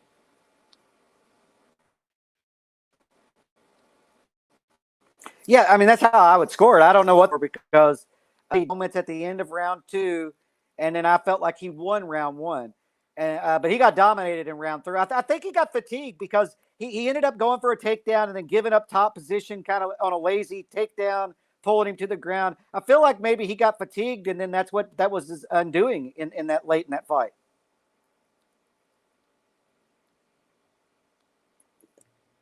There you go. Let's see. You got a big main event coming up. The Zombie and Ige, Jeff. I can't wait for this fight. I've been really excited for this one. And it's kind of funny, going up and getting the interview done with the Korean Zombie and having Eddie Cha as the translator. And, I just want to say thank you to everyone at Fight Ready who's always looking out for me and to Eddie Cha on MMA Weekly on the YouTube. Hit that subscribe button, hit the bell, the like, be in the chat. We got UFC Fallout coming up on Monday, Jeff. We get back on track here. Buffer's reading the scorecards right now from this co-main event matchup. Alexei Olynyk and Sergey. It's definitely Spivak who won the fight. I don't have the numbers, but he won by had to be unanimous. So it's probably 29. Yeah, it's unanimous. It was unanimous. It had to be, right? It was unanimous. And here it had to be 29-28 though, right? I can't imagine anybody have all 3 scorecards. Yeah, 29-28, all 3 scorecards. That's how I saw it. I saw it the same. Marlon. You still what, Jeff? So that's the last 2 fights have been unanimous decisions. They used to send me the scorecards after each fight, but I don't get them anymore, which is fine. I don't do much with them. I'm just updating the results on the MMA Weekly main page. Yeah, check out Jeff Cain, the solo act today on MMA Weekly, getting it all done by himself on the website side of things. Scott's in Vegas. I'm here. What a great win though for this Spivak. He knows he was in a fight when you fight Olynyk, but it's a test you have to pass. It's a win you have to pick up along the way. And now for him, looking at where Spivak goes next, Jeff, the heavyweight division, it's definitely kind of, stacked at the top right now with Ngannou, the champion, Stipe is the number 1 contender. Derek Lewis has the title fight. And then you got Gane and Volkov next week with Curtis Blades and Rosenstrike, who just picked up a big win over Augusto Sakai. So I'm looking at that heavyweight, and I'm definitely I'm excited about some of the fights coming up. And I want to see John Jones get in there. Obviously, I want to see Jones, and there's Miesha Tate. Miesha Tate, as you like to call it, fighting her way out of that contract. She's a mom now. Vegas is open. It's in full swing right now. Actually, I have a bunch of friends who are up there this weekend. Some big concerts going on, and Vegas is back to being Vegas again, Jeff. But I know it's not anything like what it's going to be on July 10th for McGregor and Poirier, dude. I can't wait for that fight card. I'll be there for that. We'll be doing our show from there, just like we did this last week at the arena. But that same week, Joe Rogan, you know how Joe always double and triple dips. He goes into town and he does comedy in Phoenix. He'll host the weigh-ins, go right to his comedy show, and then call the fights the next night. I mean, and he'll leave with about $800,000 or $1 million in his pocket. Well, Thursday night, and I also think Friday night, Joe Rogan and Dave Chappelle. Think about that for 1 second. Joe Rogan and Dave Chappelle tag teaming a comedy special. I got to be there for that one, Jeff. I don't know about you. There aren't many shows that I say to myself, I have to be there and I have to have a ticket for that show. I think Rogan and Chappelle is one of them. I'd go for Chappelle. I'll say that. I'll go for Chappelle. Well, one of them is a comedian and the other was one of them's a comedian and the other's a broadcaster. I'll put that out there.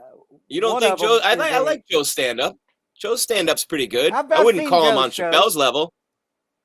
Yeah, that's all I'm saying. Joe is absolutely. I've been to Joe's show. It's just like you said. You go after the weigh-ins. Joe Rogan's performing somewhere. And if you're lucky enough, you can even get free tickets. He sells out so fast. Joe, but nobody's on Dave Chappelle's level. Let's just put that out there. No. Nobody's on Dave Chappelle's level. Maybe Kevin Hart. That's it. Oh yeah, nah. Nobody's on Chappelle's level. That Chappelle show will be shown in 30 years, and people will still be laughing their asses off at that. Oh, he's unbelievable. I don't know. That's just me. I'm biased towards Chappelle. He's right here in Ohio. He does a lot of work for his town. He was ahead of the game on the medical marijuana stuff. I like Dave, and he's hilarious. He's absolutely hilarious. I remember the first episode of the Chappelle show that I saw was the black white supremacist, and I was like, "What the fuck am I watching?" I was like, "Holy crap, Dave! Holy crap! They showed that on TV?" And then I was hooked on the show. I was like, "Holy crap!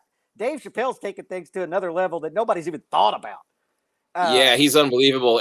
And I saw a bit that he did in one of his first stand-up specials where he talked about chicken, and the waiter assumed that he was going to get chicken because he's black. Oh my God, dude. All those shows are epic, man. Things I've ever seen. Just Google Dave Chappelle chicken. Oh. Yeah, all of Dave He's Chappelle. like, how did he know? He's like, every single one of the episodes are epic. He goes, I thought I just liked it. Turns out I'm genetically predisposed to like the shit. Yeah, it's I love Dave. I'm not. Yeah, Dave's good, man. Dave's hilarious. Like I said, he changed the whole comedy landscape, if you ask me, with that. And props to him for walking away from it too. Walking away to protect the integrity of his art. Think about that. And he's got that in common with Joe, because Joe told Spotify to stick it when they tried to censor his show, or not censor it, but tell him what he can and can't say.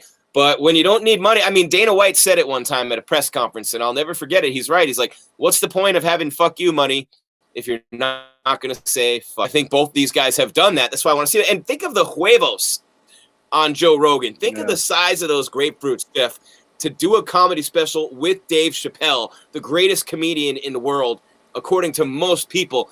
I mean, that's not easy to share that billing and to perform on the same night, to put yourself in that kind of spotlight with a guy like Chappelle. I mean, that's just awesome. I love Joe for doing that, and I actually really do like Joe's stand-up. I think he's funny. Did you see the vegan cats bit? Come on, the vegan cats thing is funny. Dave will carry him like Mayweather did Logan Paul and McGregor. And it'll be a good show. Oh, we're banned from anything related to It'll Joe be a Rogan. good For it's show. okay. Joe It'll be a doesn't good do any show. interviews anyway. Look, Joe's funny, man. But he's not Dave Chappelle funny. I mean, No. I'm funny. I'm not Joe Rogan funny.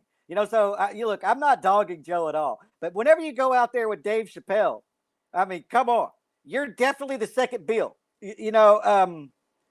But look, Rogan's funny, and he's going to have a UFC crowd, and so that's what I've seen Joe live probably 3 times during covering UFCs, and you have the UFC crowd, and so it goes over really well. Like, it's a good time. Everybody's there to have a good time. Everybody's there to have this experience with Joe Rogan. Everybody laughs. It's a friggin' great time.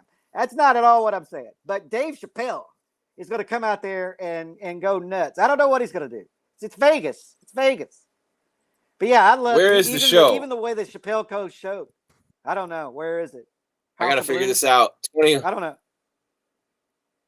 MGM. Okay, so it's in the big room. Usually Joe will do like the Mirage or a smaller room, but this is, I mean, obviously Joe's not selling out MGM Grand Garden Arena, but with Dave Chappelle, he is. So that's July 9th, Las Vegas, Nevada, MGM Grand Garden Arena. The tickets starting upper bowl right now at $232 a piece. Vegas, start gambling and see if you can get ahead, and just ask for tickets to the Joe Rogan thing. See if you can't get them. Well, no, I'm going to do one better. I'm going to say I'm with Jeff Cain. He's part owner of the UFC, and we're looking for some seats. Yeah, I don't know if I could get seats for that one. That's a tough one. Back in the day, you could get seats where because they were going to Midwest places, and Joe wasn't selling out those places, so there was always 10 or 12 tickets for people that could get them. But it's not that way anymore. It's not that way anymore at all. Joe's bigger, clearly now. He's the I don't know how big that contract was with Spotify, but props to you, Joe. Props to you on that shit. But Joe's a much bigger celebrity now. Yeah, I mean, he's a much bigger celebrity now than he used to be before the podcast took off and before all of that. People, it was kind of hit and miss. Sometimes it was sold out, sometimes it wasn't, and so it just kind of depended. I was a Joe Rogan fan from day one because I used to watch, funny enough, that show News Radio. They put it on right before Cheers or right after Cheers or right around one of those big shows at the time on NBC.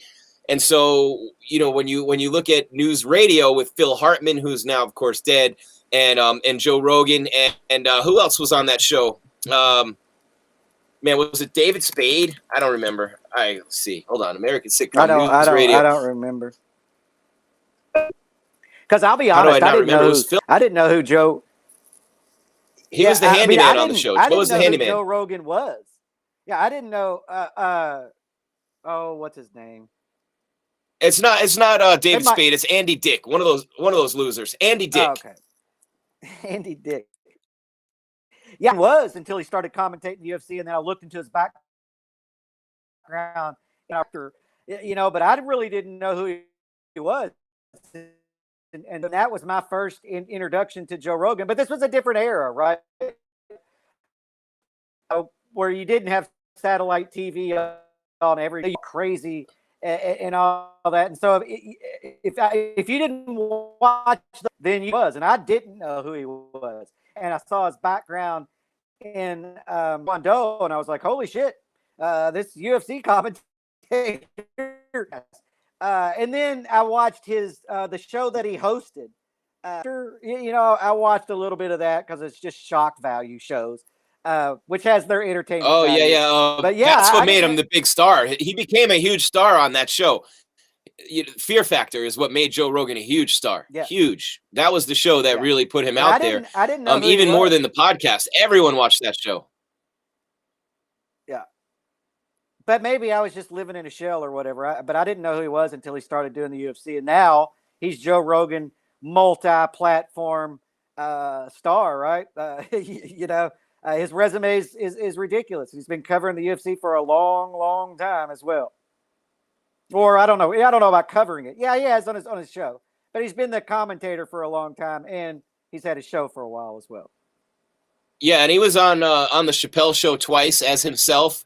He was on News Radio, and News Radio, think about that, man. It had Phil Hartman, John Lovitz, Andy Dick, Maura Tierney, and Joe Rogan. Think about that on one show in the 90s. That's a pretty good cast. Yeah, Joe's a funny guy. I mean, I think that he's funnier when you watch the stuff behind the scenes where he's not on camera. And then I've been out to dinner with Joe Rogan. I've been around him. He's a funny dude. Sometimes he gets controversial. I guess it kind of depends on his mood, but he's a funny friggin' guy. But he's different. Like he isn't one of those guys that commands the attention of the room. You know, he's fine with letting you be that if you want to be that. You know, I enjoy Joe Rogan. I'm not bashing Joe Rogan. I am praising the shit out of Dave Chappelle. That's a good way to put it. Because, you know, like it's like all those girls who hang out with the Kardashians and nobody knows who they are, but they're all hot. They're just not as hot, and they're not the focal point, but it doesn't make them any less hot because they're not quite as hot. You know what I'm saying? That's what you're doing. Yeah, I get it. Yeah. We got to break it down to the lowest common denominator for the guys out there, Jeff. Always bring it back to women, and we got it. Yeah, Joe, a lot of people like Joe Rogan. I just like Joe's comedy. I like Joe's comedy. All I'm saying is I put Dave Chappelle at the top. Like, I'm sorry. But that's Pryor. You did say Dave Chappelle's going to carry him like McGregor carried Logan Paul. I stand by that. I stand by that. That's how much. That's who Dave is, though. You know, Dave's on a different level in my book than like I said. I hold him up there as the greatest, or one of the greats. Let's at least say that one of the greats. And now Rogan is a solid dude. Everybody knows him. He's a hilarious. But I don't put him up there with Richard Pryor. You know, that's high. That's high. You know. Yeah, he's not going to light himself on fire while he's getting high. Richard Pryor was one of the funniest humans ever to live. I mean, that whole era, I mean, even before him, Red Fox, Richard Pryor, Eddie Murphy, Kevin Hart, and Dave Chappelle, Chris Rock all came from that group. And it's cool to see the evolution of stand-up comedy. Jeff, as we're at the main event now. We got the Korean Zombie. We're starting it. And Dynamite Dan Ige, number 4 and number 8 in the featherweight division. Zombie looking to avenge that tough loss last time against Brian Ortega. We've also got a fighter, Jeff, at the podium. This is co-main event. Sergey Spivak. Is that Sergey Spivak? That is. He's already in the press room. My strikes on wasn't MMA good, Weekly. or he was so good that he didn't get those strikes which I was doing. So he said, I don't know. Any win in the UFC is obviously an accomplishment, but a win against an opponent like that, a veteran of the sport, how does that feel? Быть в UFC это уже какое-то достижение, но победа над таким опытным бойцом как ощущается сейчас? Знаете, я еще когда только начинал выступать, я видел, как Olynyk там справляется с такими ребятами, как Mirko Krokop. Говорите, я потом скажу имя. Okay, he said when I just started my career, when I just started to fight, I was watching Olynyk actually, how he was fighting others and how he was winning. He fight with Mirko Krokop, if you know. Mirko Prokofiev. He's from Хорватия. He was fighter of Rising, or no Rising 2, but in Japan, Pride fighter. He fight with Fedor Emelianenko. So accomplished fighters, and he won them all, and he was just watching that. So now, yeah, you can imagine how he feels. And I know you're tired, so I'll make this quick, but when would you like to get back in there? I'm sure that you're not thinking about that right now. Мы знаем, что вы сейчас устали, и наверняка сейчас об этом не думаете, но когда думаете в следующий раз драться? Да, знаете, очень сложно отвечать на такие вопросы сразу. Но я думаю, если я сейчас приеду домой, посмотрю, как я буду чувствовать свое тело. Если оно у меня не будет болеть, то думаю, через 2-3 месяца. He said, yeah, you're right, it's very hard to answer those questions right now. I'll just get home and see how my body feels, and if everything is great, then after 2-3 months I'll be back. Thank you. Спасибо. Thank you so much. Spivak leaving the podium as we continue with our live stream of UFC Fight night, UFC Vegas 29. The Korean Zombie scores a takedown. Jeff, he's actually got more submission wins than knockout wins, the Zombie, against a black belt in Dan Ige, though. He found a way to sneak in down low, get a takedown, and the last thing in the world Ige expected in round number 1 as we hit the 2-minute mark is to be on his back with the Korean Zombie on top of him in the middle of the octagon. Oh, Jeff, you're muted, buddy. If you could, but this fight about as close as you can get. Minus 160, the biggest odds for Ige, and then plus 127 for just. But they're minus 110, both of them on one book. They're pretty close, the odds. I think we got you back, Jeff. Minute 30 left in round 1. Ige just scrambled and escaped out the back door. He's back to his feet right now. That was a nice little transition on the ground for him. Explosive. Yeah, but the Zombie so far looks like he's winning round number 1. Ige's barely missed with a couple of big-time shots and combos, and the Zombie's so comfortable standing and trading in the pocket. He was thoroughly outclassed, though, by Brian Ortega. Ortega looked great in his comeback fight against the Zombie, and Ortega talks to me about that in the interview we have coming up on MMA Weekly from UFC 263, about the changes that he made in his approach, everything in his life to get him back to where he is right now, and it didn't take him all that long. It's just live proof, man. In this division, it's stacked, but a dominating performance will get you a big fight like that. Zombie with a highlight reel finish here, he might get the Holloway Yair Rodriguez, whoever loses that fight, or maybe even the winner, depending upon what happens with T-City and Volkanovski, if there's a rematch there. But I'll tell you what, the best case scenario for the UFC is for Ortega to win that belt, because then you have Max Holloway right back in a title fight, and he's already fought 2 against Volkanovski, even though he won, in my opinion, the second one, closer than I thought when I watched it. But this division at the top is so intriguing, man. It really is, because you know Max Holloway's the best fighter in the division, or at least, I mean, I think he is. People are going to say it's Volkanovski because he beat him twice, and it's hard to argue that, but I still think Max is going to end up with that belt again. But Yair Rodriguez against Max Holloway, that's a fight, right? I mean, Yair, you would seemingly think that Holloway is the better fighter and he'll outclass him. Yair Rodriguez is a very dangerous dude. That's July 17th, the week after. If I think I might stick around and hang out in Vegas another week to be at that fight. Yeah, I don't ever want to be in Vegas for fight week. So you got me there, Jim. You keep doing that. Never. We're not going to get you out there. We know this is what you do. You do the Sugar Sean O'Malley hair. You let it fly. You get some T-shirts made. You go like Joe Rogan. You make $600,000 in 3 days, and you go back to Kentucky. If I could make $600,000 in 3 days, I'll go to Alaska. But it's not waiting for me in Vegas, man. This is an interesting little fight. You know, the dangerous thing that the Zombie always does is he leaves his hands down. And so for a counter striker, you can hit him. And we're going to see if Ige makes the adjustments. Ige barely missed with combination counter shots in that first round. He lost the round, but he barely missed with some shots, you know. And so it's going to be interesting to see how this second round plays out. Oh, Zombie drops him right away with the right hand. Look out. Look out. It looked like Ige's okay. Caught him off balance. Yeah, he just caught him off balance. But he's right back up. And that is a knockdown, though, correct?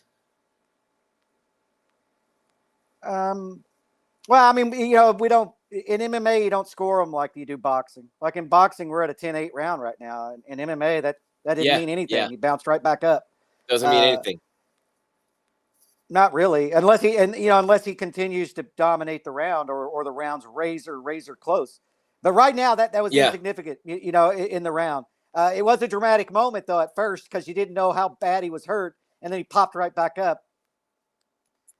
But, you know, look, some judges will do that. You know, I mean, most judges come from a boxing background, and so they put a lot of weight on something like that, where somebody like me just views that as almost a change of position is all. Yeah, and Because Zombie, if you look at the two fighters, he's got about his waist is about that much higher than Ige. Zombie from distance with the kicks, they don't measure the reach in terms of kicks, but he's got a lot. He can really do damage from that medium range. 3 ranges of fighting. You're in tight, medium range, or out. But Most guys, when you're in medium range, a kick is going to be more for effect. It's going to be hard to do damage with a kick, but he's so long, he can do damage from that secondary range, and his reach is good too in terms of being able to reach out there. But Jeff, you're right about the Zombie.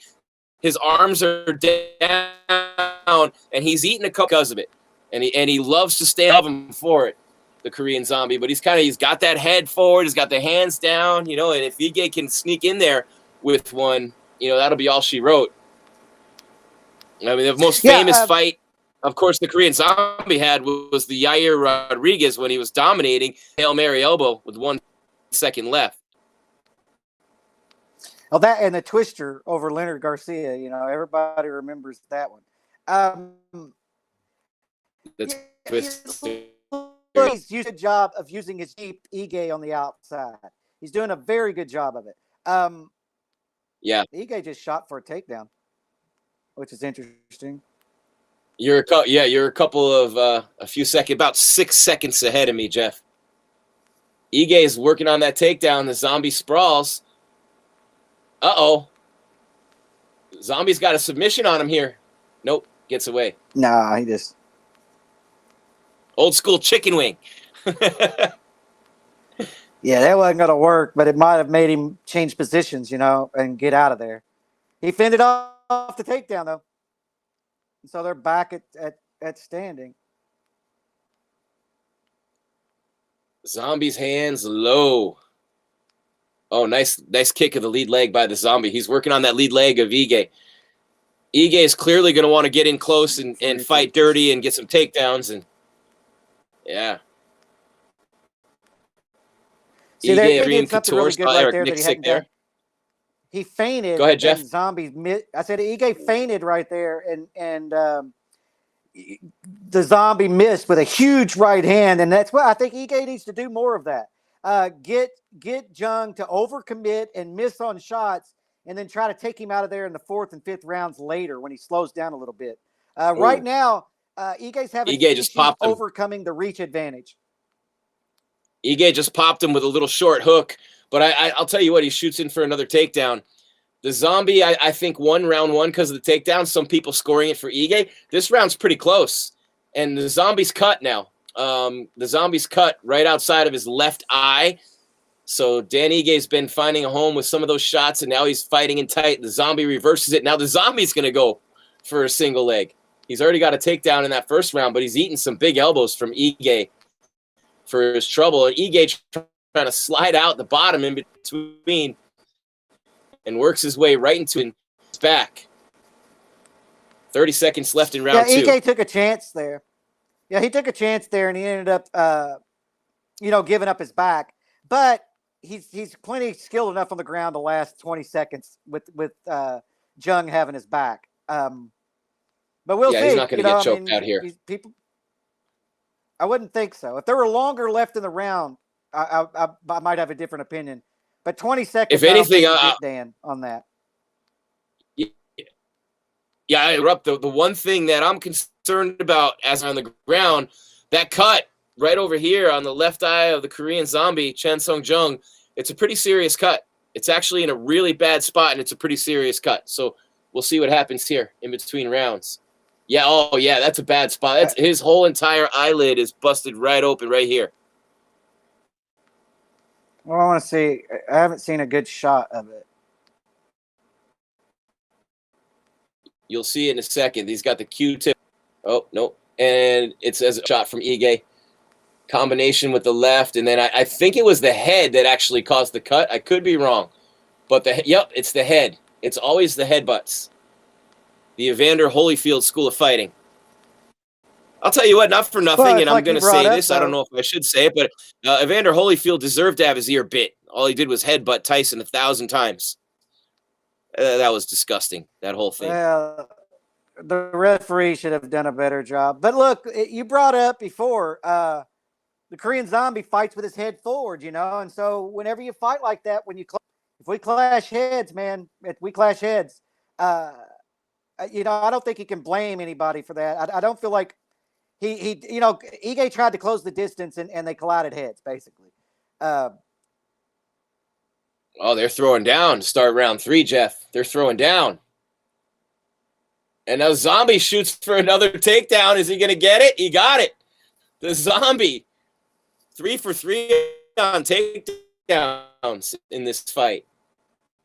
But Ige immediately he's I have Jung's right here, and he's just boom, trying to open that thing back up. Well, I mean, we'll see.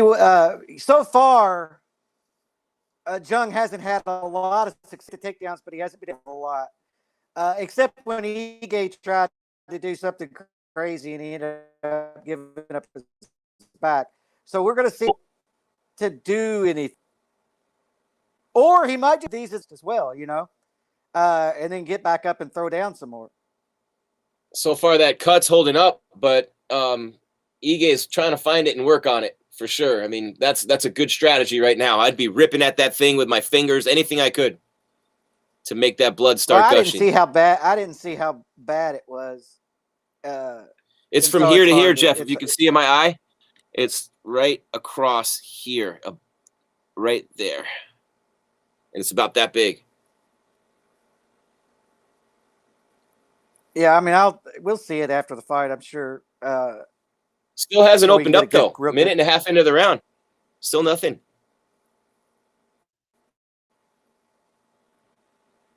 Got to watch that. Oh, watch that up kick. Oh, wow, that was close. That would have been nighty-night right there. Nice job by the Zombie to turn away Ige's attempts to grapple him on the ground. Good job by the Zombie to maintain that position. He's now got his back, and he's pulling him straight down. He's got the body triangle locked in. Look out. Uh-oh. Ige's in trouble. Oh, he had that choke sunk deep. Nope. Anymore, but he was for a second. Yeah, you take 2 arms and fight his 1, and that's what. Now this choke is in good right here. It's in deep. But deep. Ige's in trouble. Ige's really good, man. Ige's good at defending these chokes. Yeah, he is. He is. He got under 2.5 minutes left in the round, our main event. Yeah, he's just smart. He uses 2 hands to fight the one hand, and he's able to pull the one hand off. And so, but man, you might not be able to do that every time. That second choke was in deep. Yeah, and he's right in front of his corner too, Ige. Yeah, the body lock is preventing Ige from turning into Jung and gaining top position. So props to Jung for putting that on him. You know, he's able to control him and he's not able to spin, because you can keep seeing Ige trying to spin towards the knee. He keeps trying to spin that way, but he can't go because of that body lock. What are you guys thinking in the chat right now? Dude on the left sounds pretty biased. Evan Proctor said, Jim G, the GOAT. Thank you, Matt. I appreciate that. Matt Murgy, I appreciate that. Biased to who? I haven't even said who I thought was winning this damn fight. Biased against. Yeah, I haven't even given an opinion. Opened up. Again, there you go. You're getting a good look at that cut now, Jeff.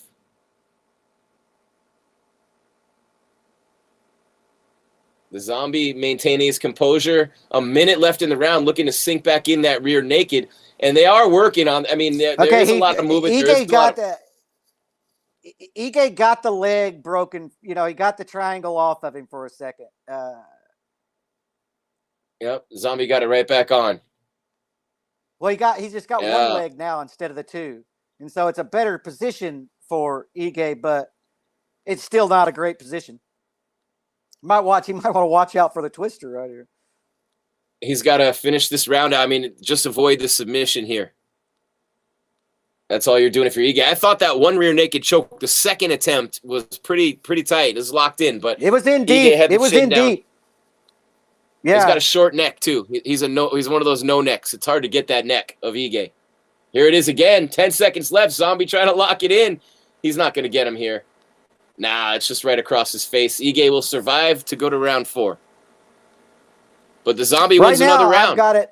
Yeah, I've got Zombie up 3-0 so far. Ige isn't out of this fight,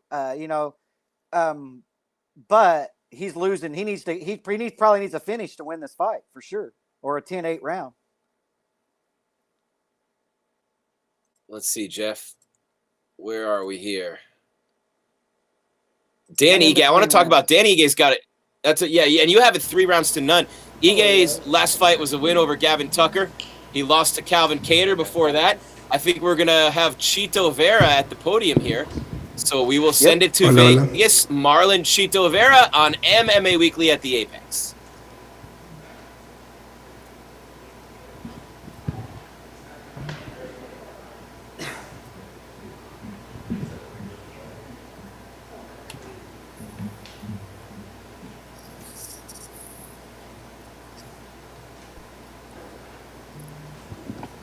Congratulations on the win. How do you feel? I feel great. I came in shape. I came prepared.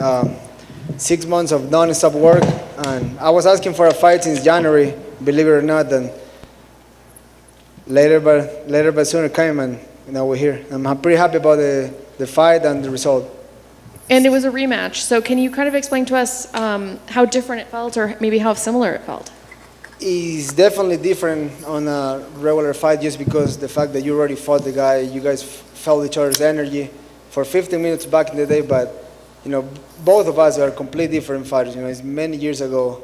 I fought almost 15 times since, and he was coming off 3 wins, and it was a dangerous fight, because it was one of those fights that mentally I was like, I'm supposed to win this fight, and that shit is not that easy when the odds are like that in your mind. So I just came in there and fought hard, stay disciplined, and bring the win home.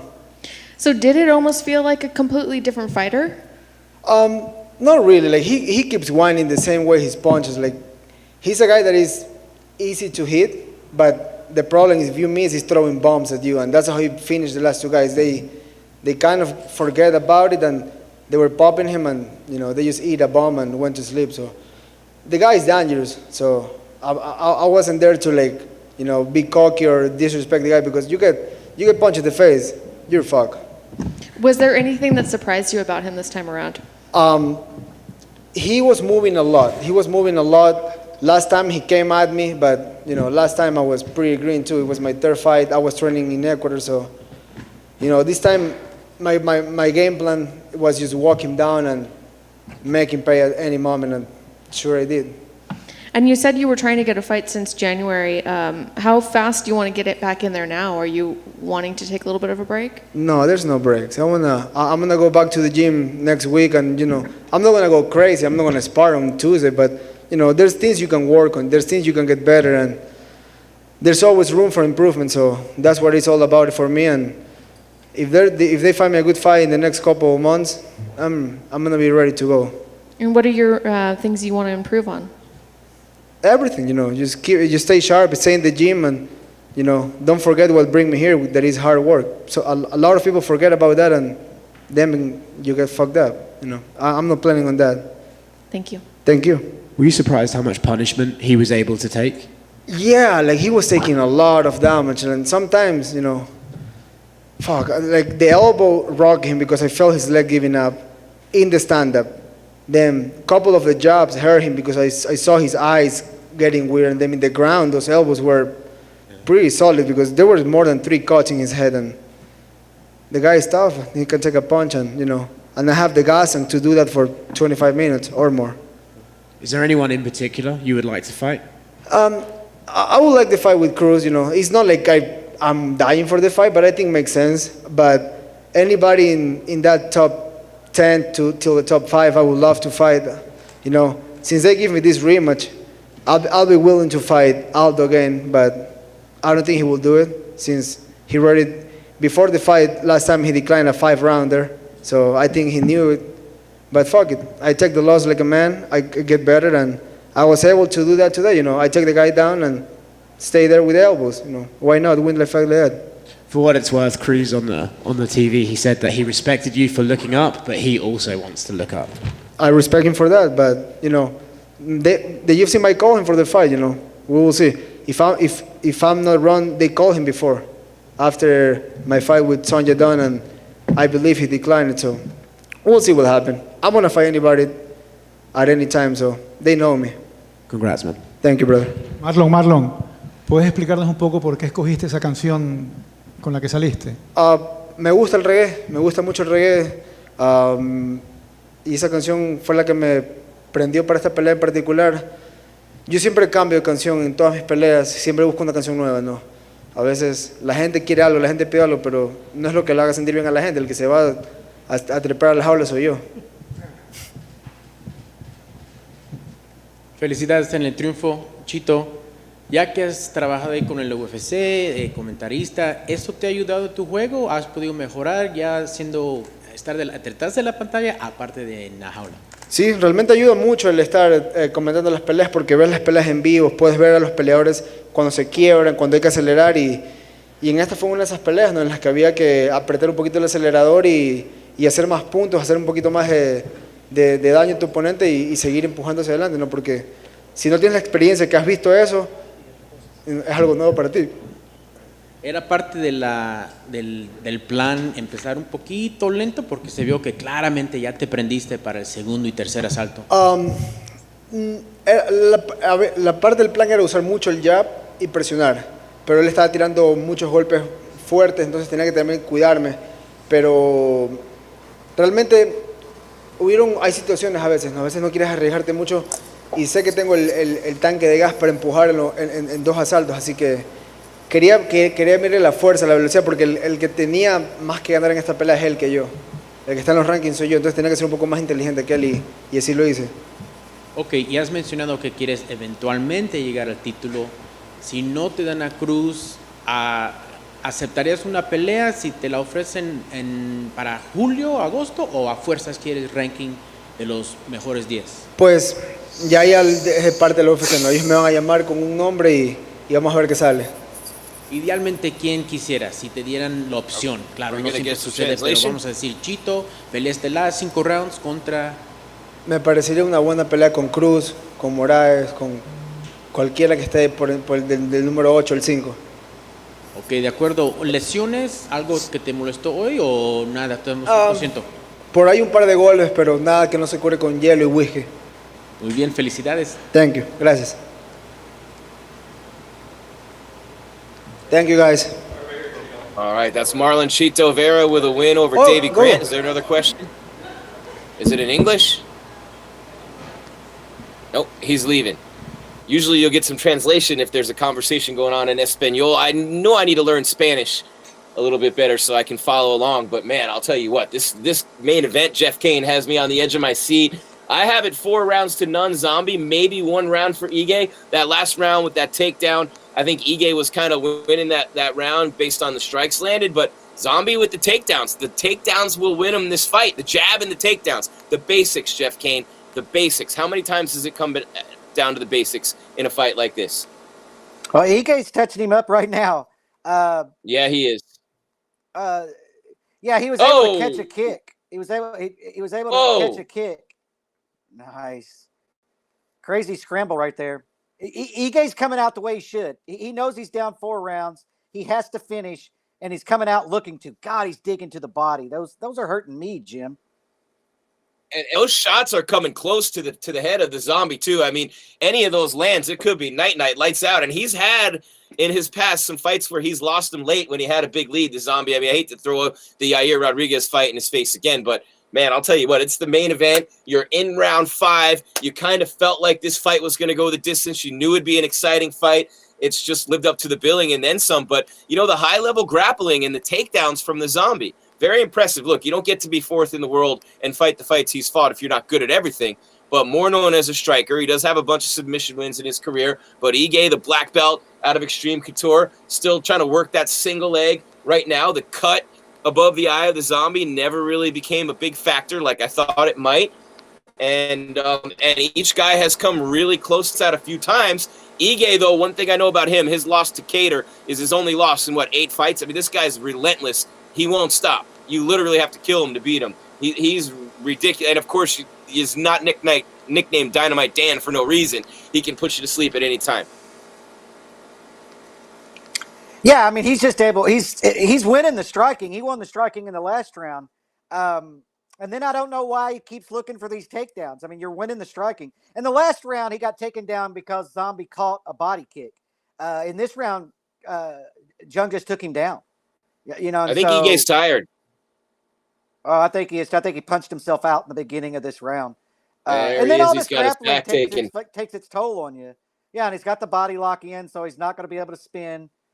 He's doing the right thing, though. He rolled to his left side to where the foot is under the knee of on Zombie, and then trying to create some space. And look, the Zombie switched sides. So now he's going to have to roll to the other side and start. A lot of blood, over. Jeff. A lot of blood coming out of both guys now. Ige under his right eye, Zombie next to his above his left eye. This is what you would expect from two guys in the top 10, one in the top 5 in a stacked UFC division. But one thing's for sure, Ige is not going to give up that submission easily. He's great on the ground and he's doing everything right here. But eventually, will he wear down? And will Zombie just keep hitting him from behind there? And he's going to keep working for that choke. But Ige's got a short neck too. It's tough to get those arms in there and work for that finish for the Zombie. But with a minute left in the fight, he doesn't have to get up. He's got this fight won. In the bag, as they call it. Well, we've got a minute left. And like I said, Ige switched sides. He rode to the other side because Zombie had switched the side of the triangle. And so we're going to see if he's able to create enough space, break the body lock, and then that's what he's trying to do. It's just the Korean Zombie's doing a really good job of each time Ige rolls to that side, the Zombie switches puts the body lock on the other side. And so he's staying one step ahead of Ige right here in that regard. Very classy. Of course, the Zombie you see on your screen there, the sportsmanship.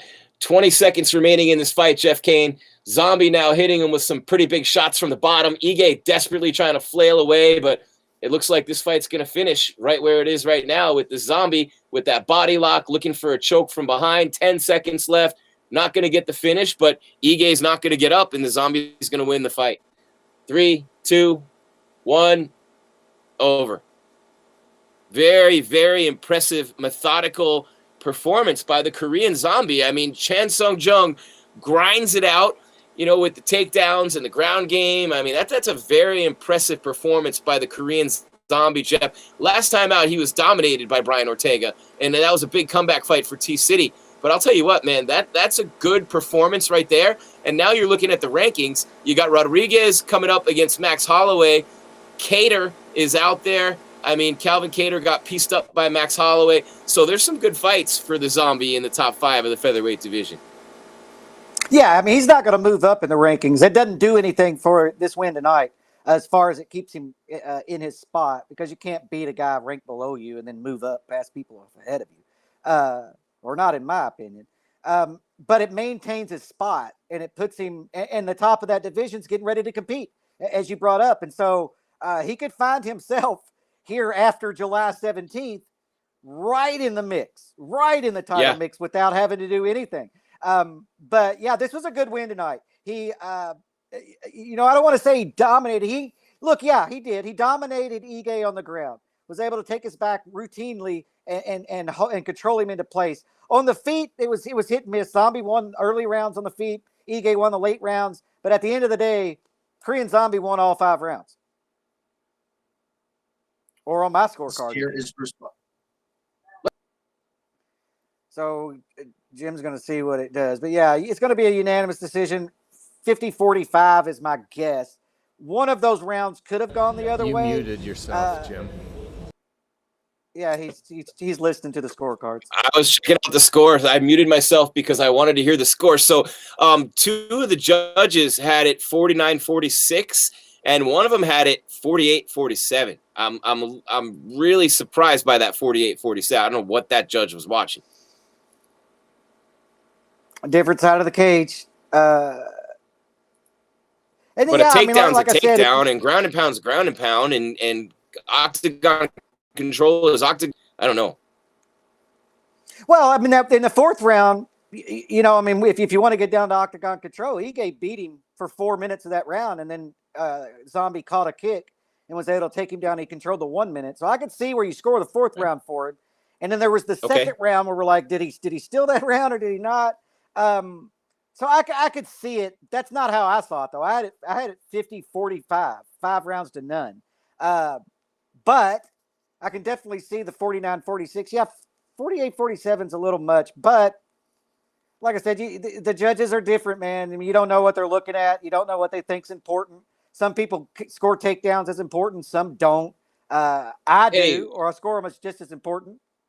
Wait a minute. Who is this translator, and why was she not made available to me when I interviewed this? Why did I have to settle for Eddie Cha? This is what I want to know, Jeff. Why did I not get this translator when I know why, because she works for the UFC, but I'm just being funny. But no, I'll tell you what, man. Eddie Cha did a good job translating. Check out the interview. The Zombie is a really cool dude. He's got a lot of things going on. He's winning fights. I mean, he's got the second most finishes in division history behind Max Holloway. You know, so that's and he's tied with Ricardo Lamas, the bully, I believe. But man, this is a good win for the Korean Zombie, getting back to his winning ways. I hung out with a couple of the guys on his team one night. 2 of the guys are in his corner, and I forget their names. Just really nice, really polite, really cool people. I'm not hearing who the Zombie's calling out or what he's saying, but I'd like to hear. Hold on, I'm going to see if I can hear. He'll be at the post-fight press conference in a minute. You got to kill that volume. Now they're interviewing. It'll be in a ways, yeah. It'll be a little while now until the Zombie hits the podium, and we've already had Spivak, so it'll just be me. And I don't know if you're sticking around or what, Jeff, going on with you, but I know you're busy on the website side of things and running things over there, and you got a lot of content coming out. But the talk of the town right now is the Korean Zombie, and for Ige, it's another tough loss for him. I mean, this is a guy who's has title aspirations. He was very vocal about that this week. He had a tough loss a couple of fights ago to Calvin Kattar by unanimous decision, but other than that, he had won 6 in a row and 7 out of 8 coming into this fight. So it's I don't want to say back to the drawing board for him because you're losing to a top 5 fighter, but certainly not the result he had hoped for. And I don't know if he'll drop in the rankings, if at all. He's already ranked number 8, and he's got Kattar and Emmett and Arnold Allen ahead of him, Barboza and Chikadze behind. I'll tell you what, Edson Barboza's looking pretty good at featherweight, though. I'm impressed by what Barboza's been able to do at 145. Yeah, I mean, we'll see. He's been around a while, and he's always, his leg kicks are devastating, and he's always the better striker in almost every fight. But he ends up losing, some of those real, in weird ways. We'll see. He definitely looks better at 145. And I was trying to pull up my ranking sheet. I have an ongoing ranking sheet for all of these guys. Well, Jeff, just so you guys know, if you're watching, if you don't know, if you're brand new, Jeff is a voter for the UFC rankings and the Bellator rankings. Jeff's an important guy in the sport. He's got them both. Well, yeah, I don't think he's going to drop because Edson's behind him. So Ige's probably going to stay there. Jung's not going to move up, I don't think, just because he beat a guy who's ranked 4 spots below him. But like I said, the good thing for Jung is the whole top of that division, 1, 2, and 3, and all of them are fighting. And so half of them are going to be ranked below him, theoretically, at the end of July. And so he's going to be sitting in the number 2 spot at worst, 3 if there's a crazy draw or something. And so that was a big win for the Korean Zombie. Ige, I don't want to say, I'm like you, I don't want to say he has to go back to the drawing board. He took a chance tonight. A guy was ranked ahead of him, to try to move up in the division. He fell short, but he doesn't fall any. And so right now I feel like maybe he takes a fight with a Barboza or a fight with the 10th ranked guy, or maybe even, the 6th or something. But he's not going to get to the top of that division right now. It's going to take him another year. But the top of that division is tied up. And so if he can get another fight in here this year over a top 10 ranked guy, then he really hasn't lost anything. And he got the experience of going in there against the 4th ranked guy in the world. And the guy's notoriously difficult to fight. I mean, Jung's a brawler. He brings it. And he's a good wrestler. He's a good grappler. And so, that was a good fight for Ige to kind of figure out where he stands in the division. He didn't get blown out of the park, but he got clearly beaten. And, so I think he walks away from this going back to the drawing board on takedown defense and things like that, Yeah, and for the Zombie, I wouldn't mind seeing him fight Calvin Kattar. He's one spot behind him in the rankings. They haven't fought. That's a good fight. Yeah, I think Zombie might want to, before he does anything, wait till July 17th to play out, and then see where everybody falls, because you might be saying I want the winner of the title fight. Max Holloway and Yair Rodriguez are scheduled for July 17th. Yeah, if Yair wins that fight, I'm picking Max for obvious reasons, man. I think I'm with you.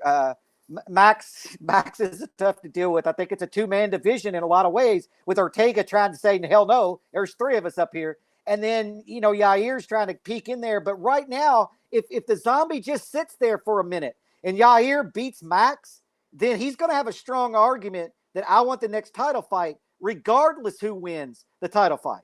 And so, where if Max wins and Ortega wins, that's an automatic. That's automatic. If Volko wins, then Max is kind of sitting in limbo. He has to convince the UFC that he deserves a trilogy fight after losing two. And so, but I agree with you. I scored him winning the second.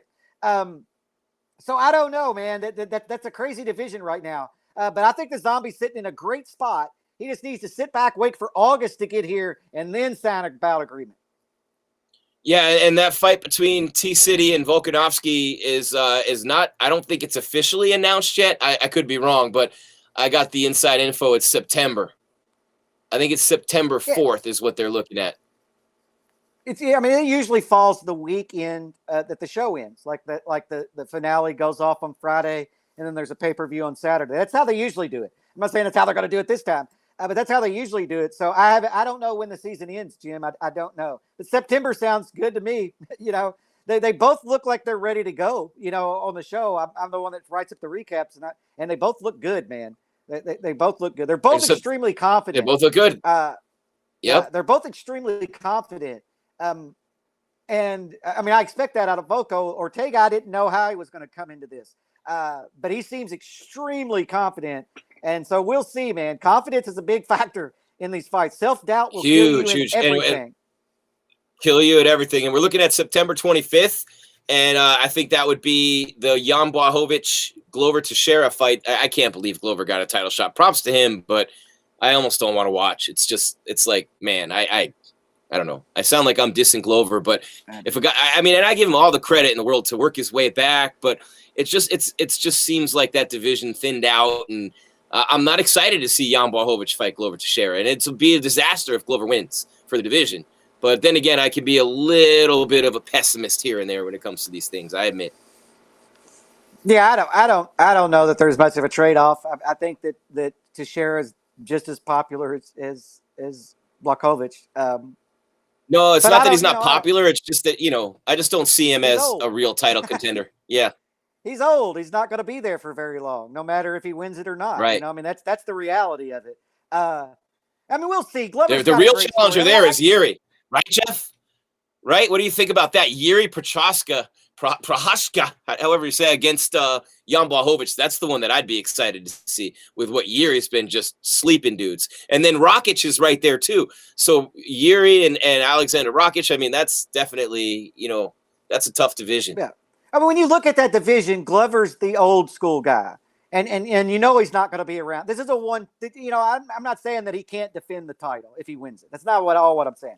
I'm just saying Father Time's undefeated, and he's about to pick a fight with Glover Teixeira any time now. And he may have already picked it and may have already won it. We'll find out when that fight happens. But you have all these younger guys getting ready to take over the top of that division. And so the window's closing on Glover. He's got this one shot, and he's got a great story, man. Props to Glover for doing what he's doing at his age. But I agree with what you're saying. I don't think he's going to hold it for very long if he gets it. Because he's got a killer's row coming up. These up-and-comers are a lot younger, a lot different style, a lot more vicious, and the speed factor. And so, yeah, I'm with you on the Glover, man. I don't want to count him out, though. I don't want to count him out. Glover's... No, and it'd be a great sting. He's crappy. It'd be a great story if he won, but I don't see him defending it, But look, I've been proven wrong a million times in this sport. He could hold the title for 4 years. I don't know. but I doubt it. You never know. I live by probabilities, and the probability of him holding the title for very long seems to me to be low.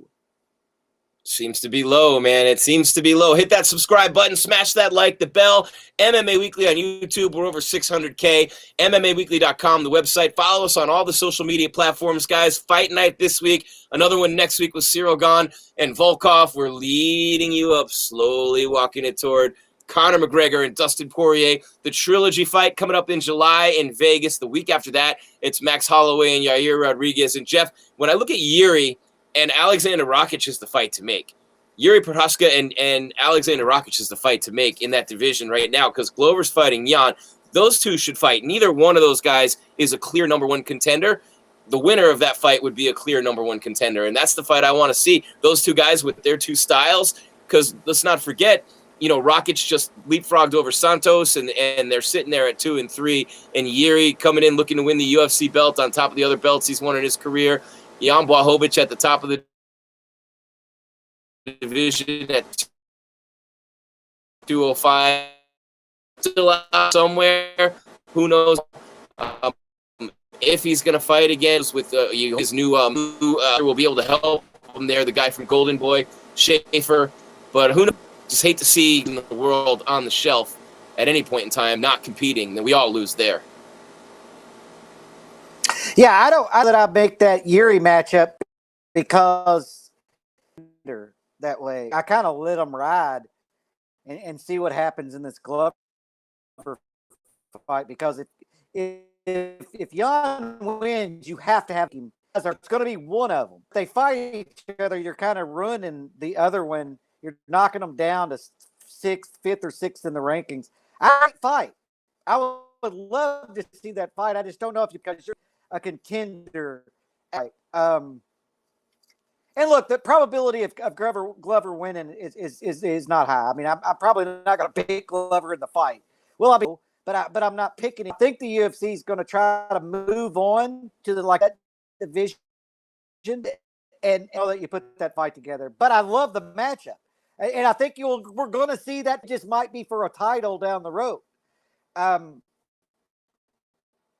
But a great fight. There's a lot of great fights for Poirier, Conor 3. Man, Poirier, Conor. Oh, that's going to be exciting, Jeff. I'm watching this post-fight interview. There we are. Jeff, can you hear me? I just killed it coming back. I was updating the result. Yeah, I just killed it too and came back. We were frozen in time there, but I can't remember where we left it off. Oh, I had said that we were talking about the Korean Zombie and where he's training and all that. The problem that I think the Zombie's going to run into is I don't think he matches up very well with Voko or Holloway, and we already saw how he matched up with Ortega. But I still think spot because Holloway and Yair fight and Ortega and Voko fight. Emmett's still dealing with his knee injury. That's what I was because that's a fun fight. And Zombie versus Josh Emmett, man, that's a fun damn fight. But I don't know if I'm the Korean Zombie. I'm sitting out and waiting. That's what I'm doing. I'm sitting and waiting to see what happens at the top of the division. Yeah, and Yair Rodriguez with a golden opportunity against Max Holloway. Max fighting to maintain that spot and get another title shot, and Max will fight them all. He said, I'll fight everyone, just line them all up. And you love Max Holloway for that. So you got Yair Rodriguez and Max Holloway on July 17th. You got Ortega and Voko in September 25th, it looks like, at 266. So you might be ranked at number 4 if you're the Korean Zombie, and I said he doesn't have far to go, but that 4 could seem like an ocean away right now. And we see it at welterweight too, when you see Colby Covington and you see Kamaru Usman could seemingly have the top of the division locked up for a while because, look, fought Voko yet. There could be a rematch there, and there could even be a trilogy there, depending on how those fights go. Holloway's in the mix. If Ortega wins, it's probably going to be at least a year.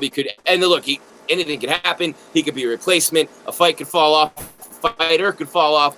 Standing, it could be a while before a year and a half at least before he gets a title shot. Yeah, and it could be, but it could also be just around the corner. If Max Holloway loses and then Ortega wins, then match between Ortega and the Zombie, right? Maybe.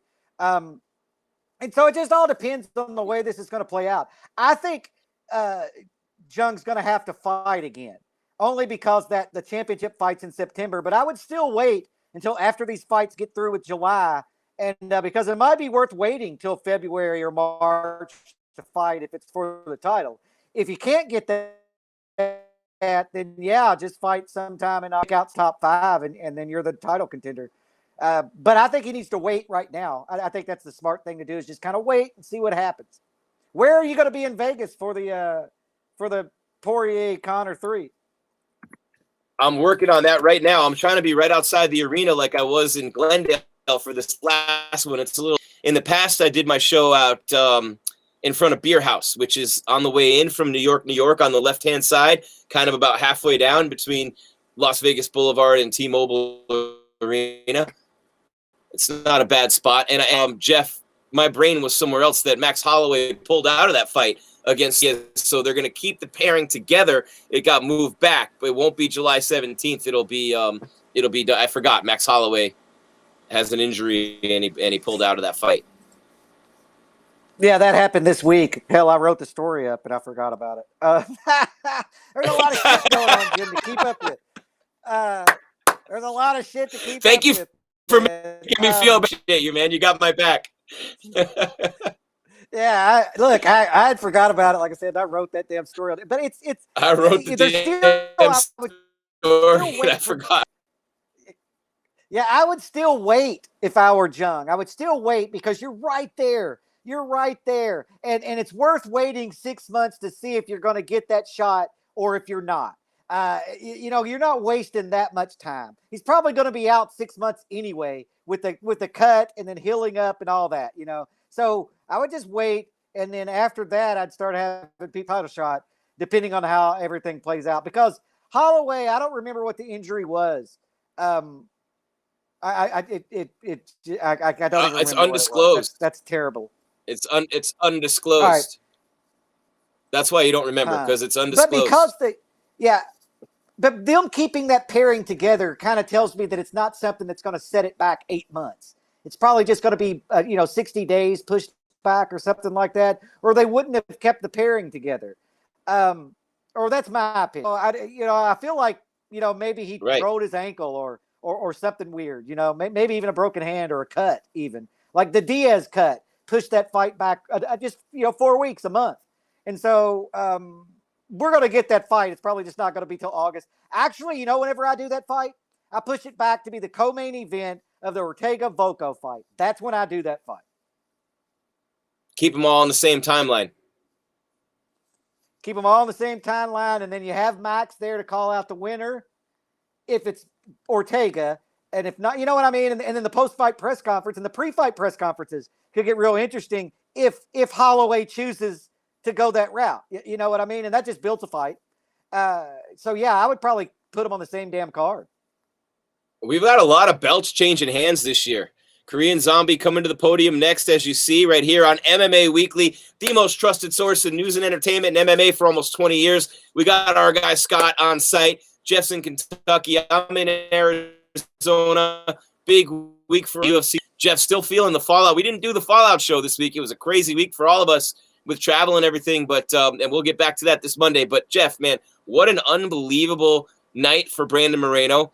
Israel Adesanya kept his belt. Wasn't easy for him against Marvin Vettori, and then Nate Diaz and Leon Edwards. Leon Edwards cementing himself even more as a top contender in the 170-pound division. Brandon Moreno, the first Mexican born and raised champion in UFC history. Last year, no belts changed hands. No champions lost his or her belt in the octagon in a fight. This year, completely different to start the year off. And you got some big ones coming up, and you've got some new champions. Just look at the divisions, right? Right now, you've got Moreno, new champ at flyweight. New champ Aljamain Sterling, bantamweight. Volkanovski still has the belt at featherweight. New champ at 55 is Charles Oliveira, deservedly so or not. I say not, but I never thought Khabib deserved to have the belt with a win over Raging Al, and look, turned out to be a great champion. So we'll see what Vera can do with that. And Jeff loves Oliveira. I don't want to say anything too bad about him. Kamaru Usman deserves looks to be like the champion more than friggin' Aljamain Sterling, right? At least the Charles Oliveira got out there and got a damn win to get it. And just take a DQ. Got himself disqualified, right? Yeah, if that's what we want to call it. You got to know better than that if you're the champion in Piotr Jan. And I agree with you, Jeff. But I think that the most dominant fighter. I don't care though. You can't. I'm not going to question a guy who went out there and finished a fight to be a champion, and then not question the guy who some people think took the easy way out. Some people that took the Diego Sanchez way out. You know, with the coach yelling at him, "Hey, just don't say you can't continue and take the win." You know, what Anthony Smith didn't do. That's what I'm saying. What Lionheart Smith didn't do against John Jones on the illegal knee. You got a great point. Kamaru Usman looks like a dominate, maybe the best right now. And then the middleweight division, Adesanya still the champ. Whitaker telling him to rest up. Who knows what's going on with Paulo Costa? Gastelum steps in to fight Jared Cannonier. You got Błachowicz at light heavyweight, who's defending his belt against Glover Teixeira, and a new champion at heavyweight in Ngannou. So 1, 2, 3, 4 new champions to start the year. 5 if you count Thug Rose. So 5 new champions in 2021. Yeah, no, it's been a crazy year. And look, I like Sterling. I like Aljo. I would have probably me too. Done the same shit, right? I mean, that's a title fight. You know, can I get the win right here? And look, and that's assuming that he wasn't hurt as bad as he says that he was. I'm not complaining about it. I just kind of like, dude, he won on a DQ. I think he has to defend it one time before I'm going to like, Aljo, you're the champion. But I like Matt Hughes. Yep. Yeah, he has the belt. You're not the champ till you defend it. Yeah, I'm not going to get too hot. I'm not going to get on soapbox about Aljo, man. I like the guy, and he did not cause the infraction. You know, he was the victim in there. So I'll shut up on Aljo. But yeah, man, look, they're all champions. You know, we're going to see some more titles change hands. You know, I think I'm going to guess you're going to pick Ortega, right? I don't know. It's a long way off. I won't get you on that. That's a tough one. Right now, I'd flip a coin on that one. That's a real tough one for me. Although I might lean toward Volko. The thing about Volko that blows me away is this dude was a 230-pound rugby player. And he's now the 145-pound UFC champion. So he still has that strength of a 200-plus pound dude. And to me, that's a big difference for him in his fights. He wears you out, man. The dude's just strong. He's just a beast. And until someone can deal with that, then, and you know, Max was really on, and in that fight, and times, every time it gets closer, and I'm going, wow, maybe Max didn't win after all, because Volkanovski definitely poured it on, especially late. So I think that's a real tough fight to call. Of all the divisions right now, if he was actually competing this year, I'd say Aljamain Sterling, and nothing against him. I love him, but at least right now, as I look at being most likely to be dethroned in my mind. But I also, and I hate to do this because I love him, I don't think Francis Ngannou defends that belt. I just don't.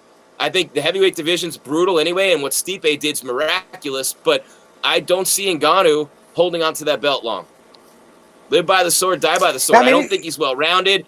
I just think that, you know, he's a one-trick pony, and that one trick has been real good so far, but until that time, I mean, he stuffed one takedown against Stipe, and that's all he needed. But I just don't think Francis holds that belt. You know, they match him up against. You know, like, I mean, he's going to fight Lewis. I like his chances in that fight. Stipe rematch, I kind of like his chances. But then there's other guys in that division where I'm like, man, really going to test Ngannou's wrestling ability. And those are the fights that you know, make me kind of raise my eyebrow on Francis Ngannou, because he does have a huge hole in his game. It's his ground. You've got to get past the punches to get him to the ground. And we've seen people do that. We just haven't seen. There's guys in that division that's going to give him a hell of a problem. I agree with you on that. I think he might Stipe takedown last time. We're going to didn't see get what it. happens. Do what? I didn't Sorry, hear you. Jeff, we have a little bit of a lag. Stipe shot for that takedown, and you thought Stipe was going to get it. Francis was able to stuff it, and he hit him with a couple of big shots at the top of the head. I think the yet and risk to have him fight Volkov. I don't know why you have Cyril Gane fight Volkov. I really don't. But Cyril Gane, with that skill set and with what he's able to do against Biggie Boy, I think that Cyril Gane's the guy to do it. If it's not Jones. I think Jones mops the floor with Ngannou. But, I mean, Jones is just too good in too many areas. If he avoids Francis's power, I think Jones is legitimately a threat everywhere in the heavyweight division. And I think John dominates Francis. I don't think it's close. Maybe finishes him, maybe like a 50-45 John Jones win over Ngannou. If Ngannou would last that long, I don't think he would. But I think Cyril Gane, without John Jones there, is the guy to do it. What do you think of that? I think Gane's going to have issues because he's going to want to strike with Ngannou, and that's a very dangerous. I'm not saying that he can't do it. That just is the most dangerous game to play with Francis Ngannou. I would like to see Gane fight some more. A good read on him. Skilled, but I don't. I would like to see him put under more adversity, and so I can get a good look at where aspects of the game. But yeah, Gane is definitely the guy that stands out. I think it's going to be a wrestler. I think it's going to be a guy who's just a friggin' wrestler who stifles the shit. You think out like of Blades? Ngannou. Like Blades, but Blades has already lost to him twice, so. Yeah, but like a Blades. Yeah, clearly not Curtis. And I'll have to look at these rankings, man, and figure out who the hell it is.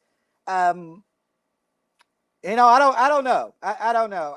And then Jones. He's lucky. He's lucky, is. Jeff.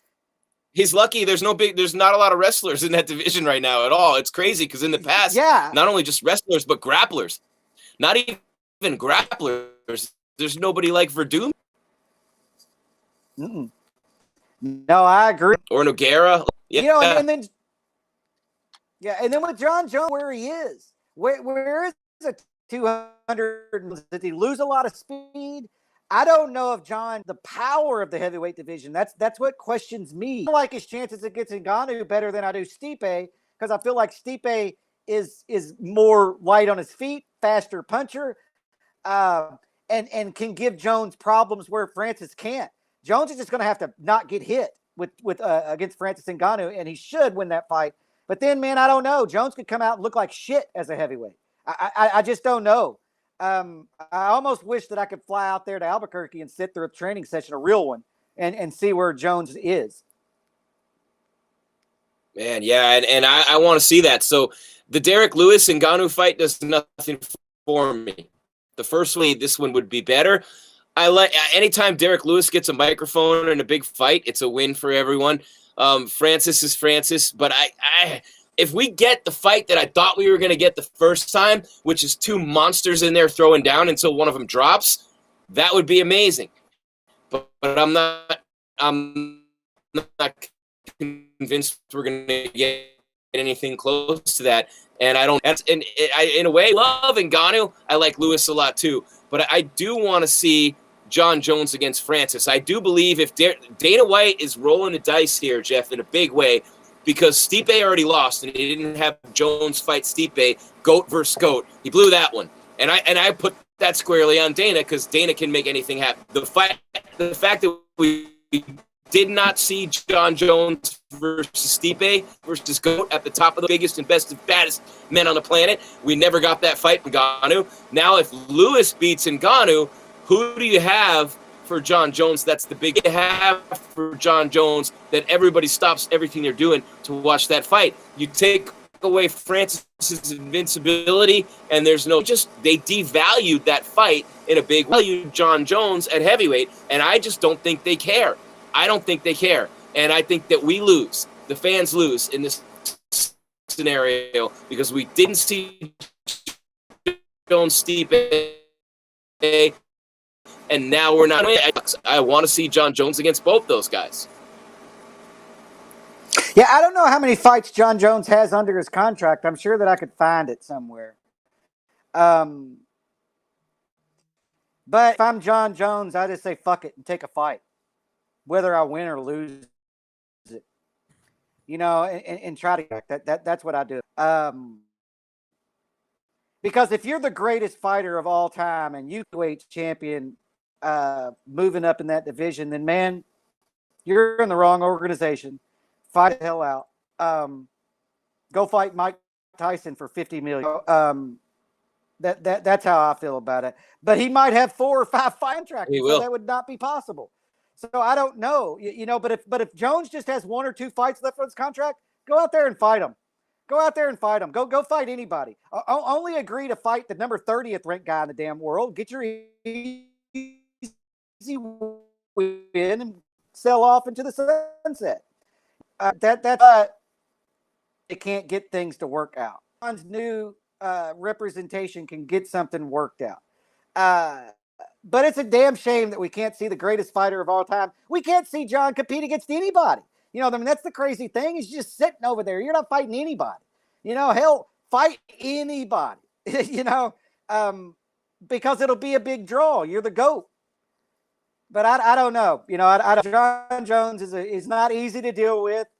The UFC is not easy to deal with whenever you're talking about that amount of money. Nobody is. And so I don't know if they ever work it out. We might just see John Jones sitting on the shelf for his entire career and not fight again.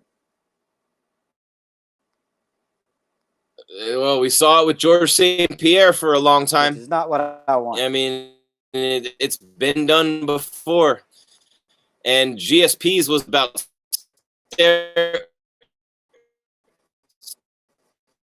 steroids in the sport. As we await the you can screen me on robbery and battery charges. Robbery by sudden snatching, battery and criminal mischief. This happened in Coral Springs, Florida, and it's potential for by sudden snatching. Who knows what the circumstances were?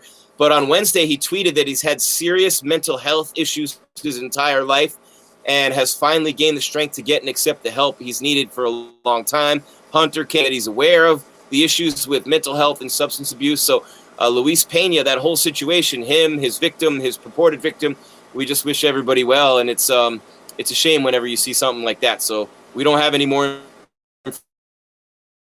information right now. With us at MMAWeekly.com throughout the course of this case. It's going to be interesting to see if the UFC cuts ties with him or not, or if this is a case where you stick by a guy, get him the help that he needs, and then stick with him. I don't know. I like Pena. I liked him on the Ultimate. I think that he has poses some difficulty. 8 UFC fights in his division. Yeah, but he's not a big enough name to where the UFC is willing to look the other way. You know what I mean? I mean, Conor could, to quote Donald Trump, Conor could kill somebody in Times Square and he ain't losing his job. But Pena's not Conor.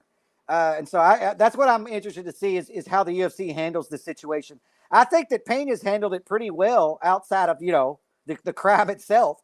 But putting out the statement, getting ahead of it, I think that was smart. And we'll see how it moves forward. But it's just unfortunate.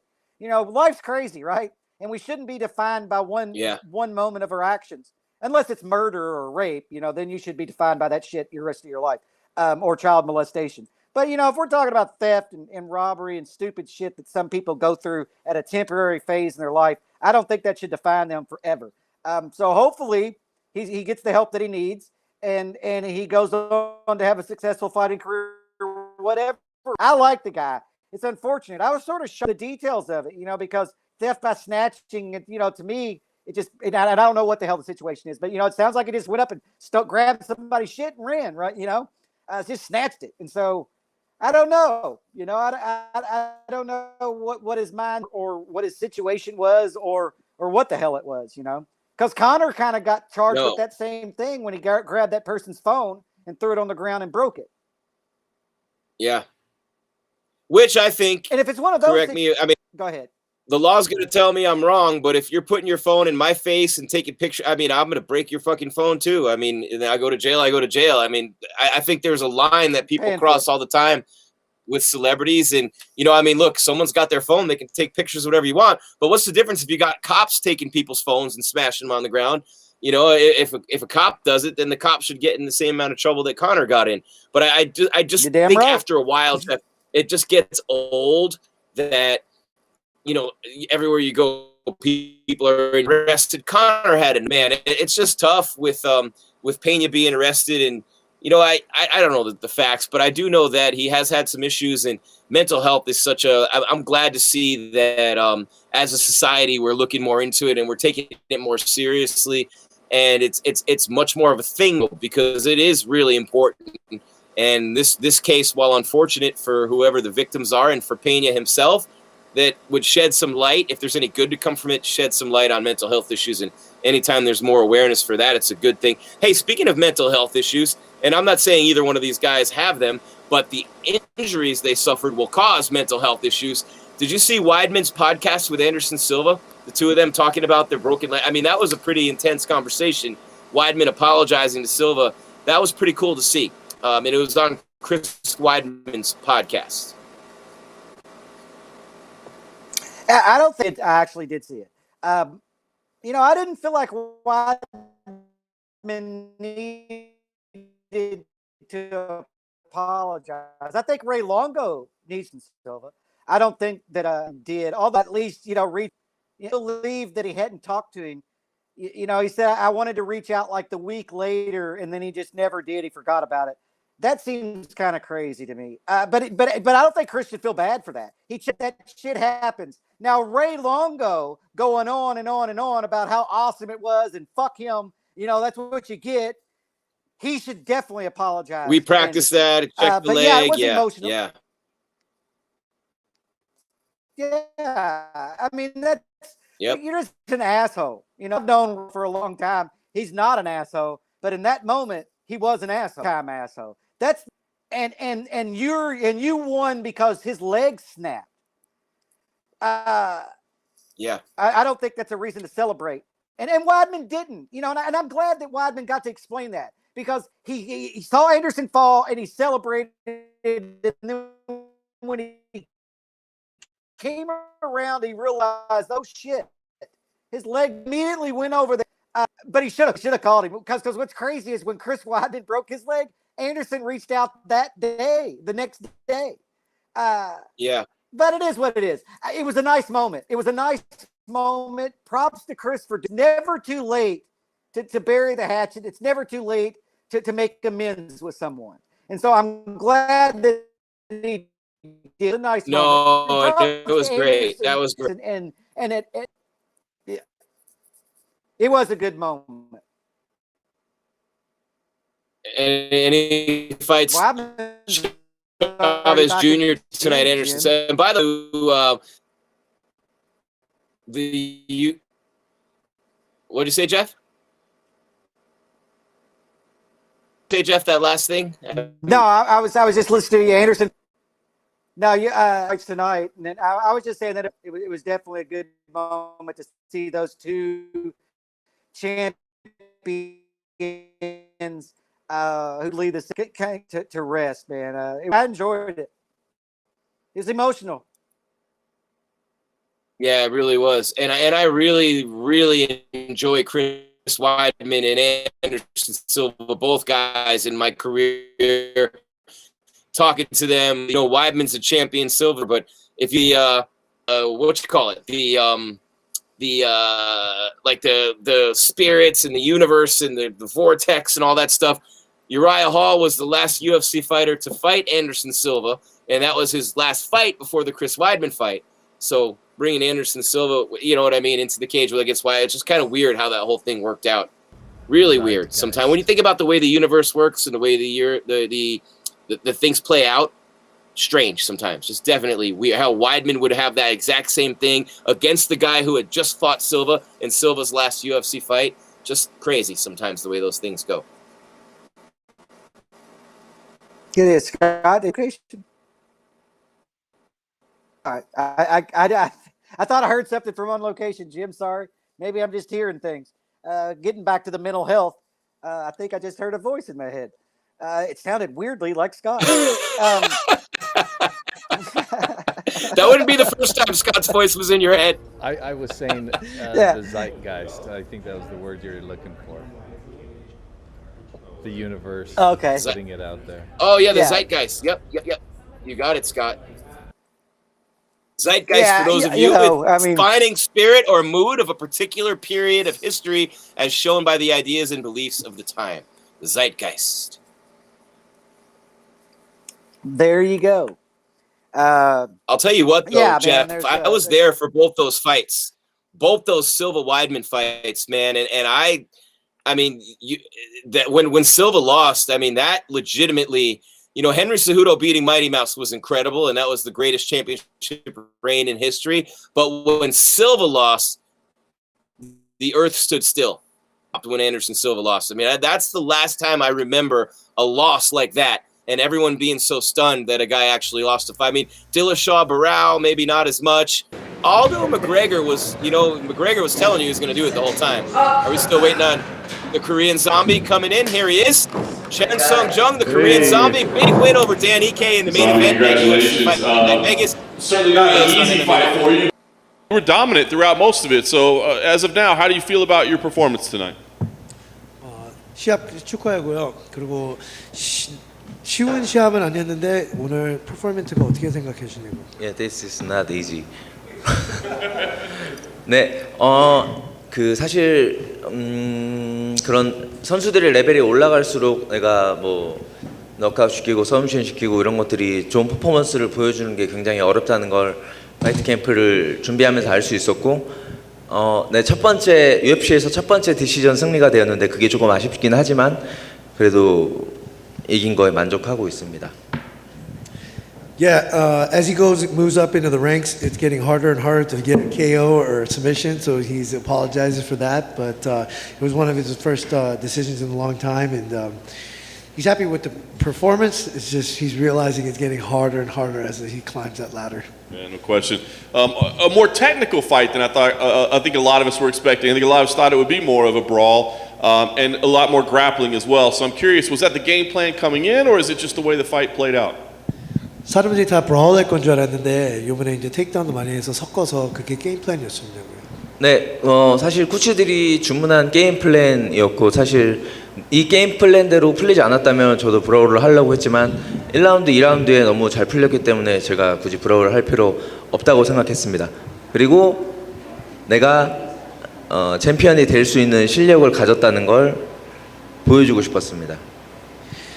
Yeah, so everybody thought he was going to be a brawl, and he was actually willing to brawl in there, but then it was the Fight Ready coach's game plan to actually mix it up, take him down, stuff like that. And then, so after the first round and second round, he realized that he didn't have to do that, and the game plan was working, so he continued to do so. And this fight really gave him the confidence to realize that he can mix it up and he can be a world champion. I think you mentioned, I didn't see the comments, a shoulder injury. I guess, can you tell us what happened to the shoulder, when it happened, and how much effect it had on him in the fight? 그 어깨에 다친 게 언제 다쳤냐고, 그리고 그 시합에 얼마나 그 바꿨냐고. 2라운드, 제 생각엔 2라운드에 테이크다운을 하다가 백으로 돌아가는 과정에서 어깨가 잠깐 빠졌다가 들어가는 걸 느꼈고, 그 뒤로는 사실 왼손을 올리지 않은 게 아니라 올릴 수가 없었어요. 그래서 근데 또 잽이 좀 느려진 느낌이 났고, 하지만 뭐 어쩔 수 티를 뭐 낼 수가 없었어요. 그냥 최대한 안전하게 할 수 해야 됐습니다. Yeah, he felt the shoulder pop in and out when he shot in the second round, and he took his back and then kind of popped back in. We kept on telling him to put his hands up, and it's not like he didn't want to, he just couldn't raise his hand. And he felt like his jab got a little bit slower, so he slowed down on the jab as well. So it definitely took effect in it, but he never makes excuses, you know. Yeah. I was gonna say, I guess Dan had some success in round 4, early in round 5. I guess, were you hurt at all at that point? And was there any concern that maybe the momentum was shifting the other way?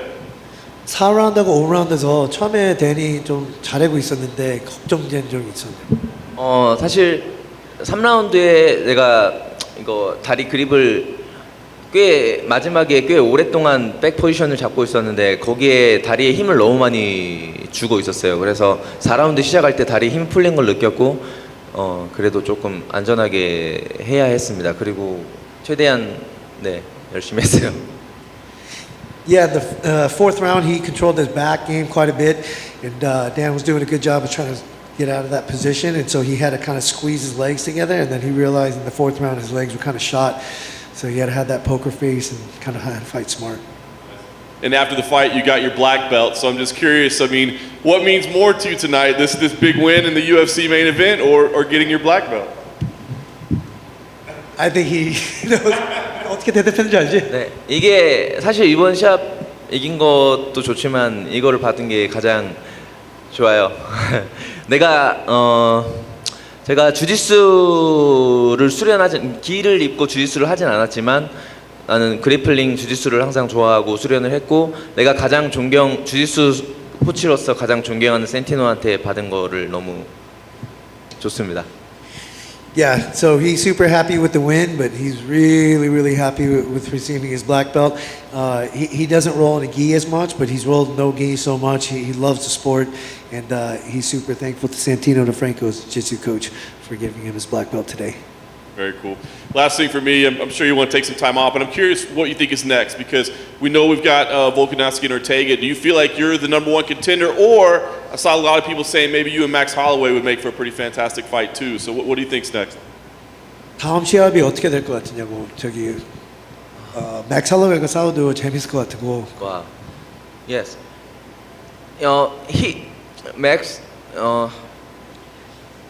He doesn't have punching power, but I have punching power. I can beat him.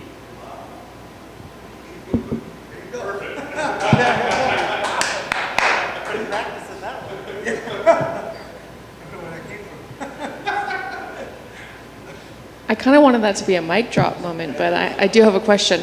The fans really liked that shirt that you were wearing at Media Day, and they wanted me to ask where they can buy it. Nobody can seem to find it online.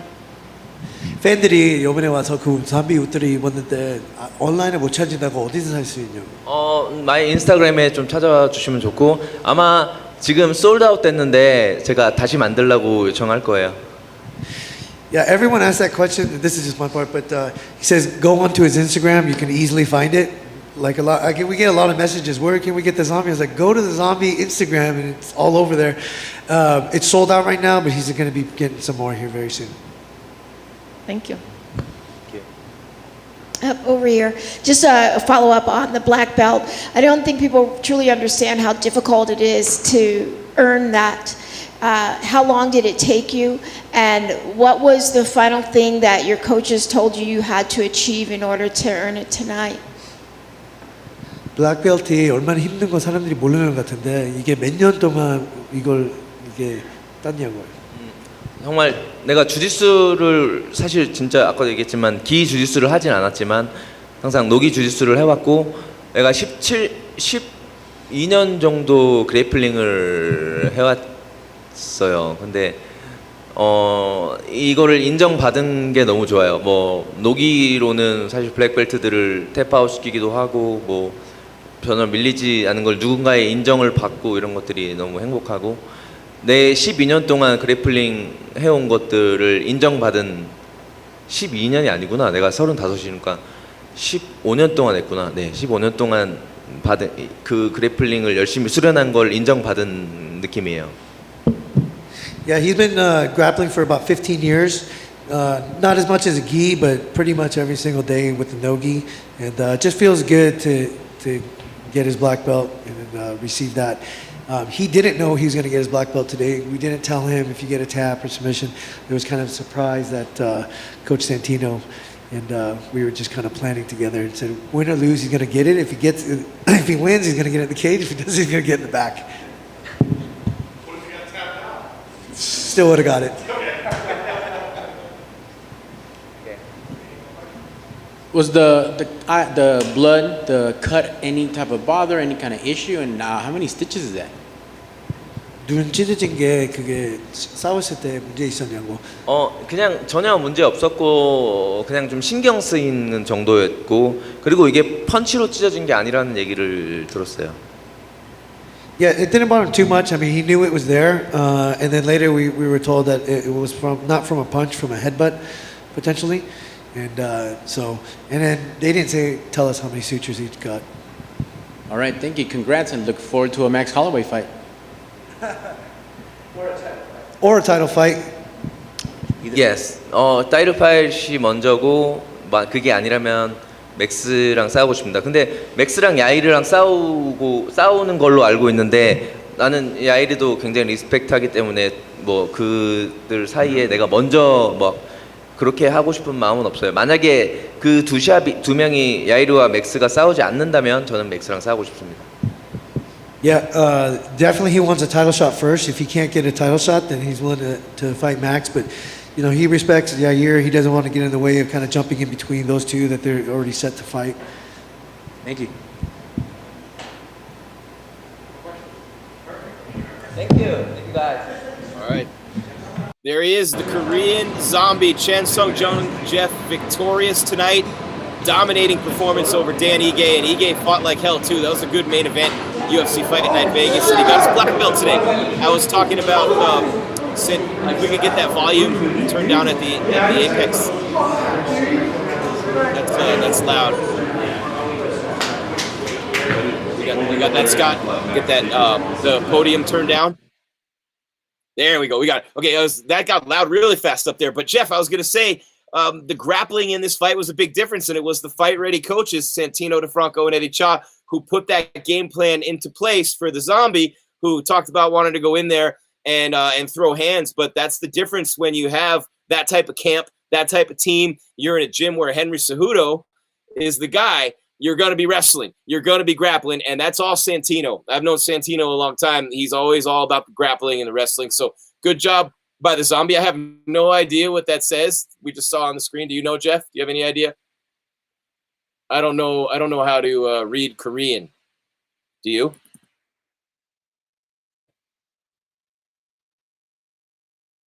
Jeff? I think Jeff is frozen in time. Hello. Jeff is stunned. No, I'm unfrozen. I'm unfrozen. Can you hear me? There you go, Jeff. Oh, look at this. Game 7 has 3.5 minutes left. The Nets and the Bucks, and it's a close game.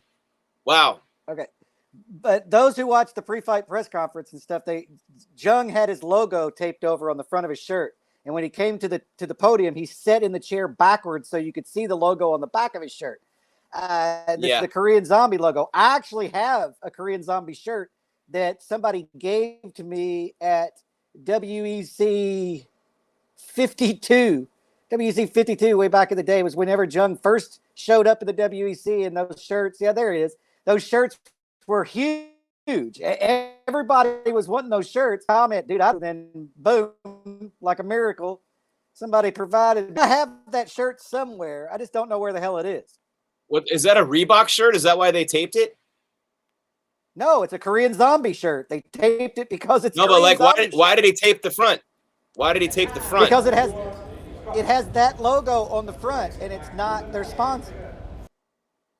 Well, the shirt that I have has that logo on the back and that logo on the front. The Venom's supposed to be on the clothing during the press conferences. Oh yeah, good luck with that. You got fighters throwing Monster Energy drinks up. You had Ronaldo cost Coke $4 billion. Did you see that? Ronaldo threw the Coke. Yeah. He said, "I don't want Coke," and I drank the water. It cost him $4 billion in valuation when Ronaldo didn't want the Coke on the podium. It's a big money business, man. Everywhere you go. We already talked about Floyd Mayweather making $30 million off his trunks and $1 million from the dressing room before the fight. Big money is paid by these sponsors, Venom, by Monster Energy.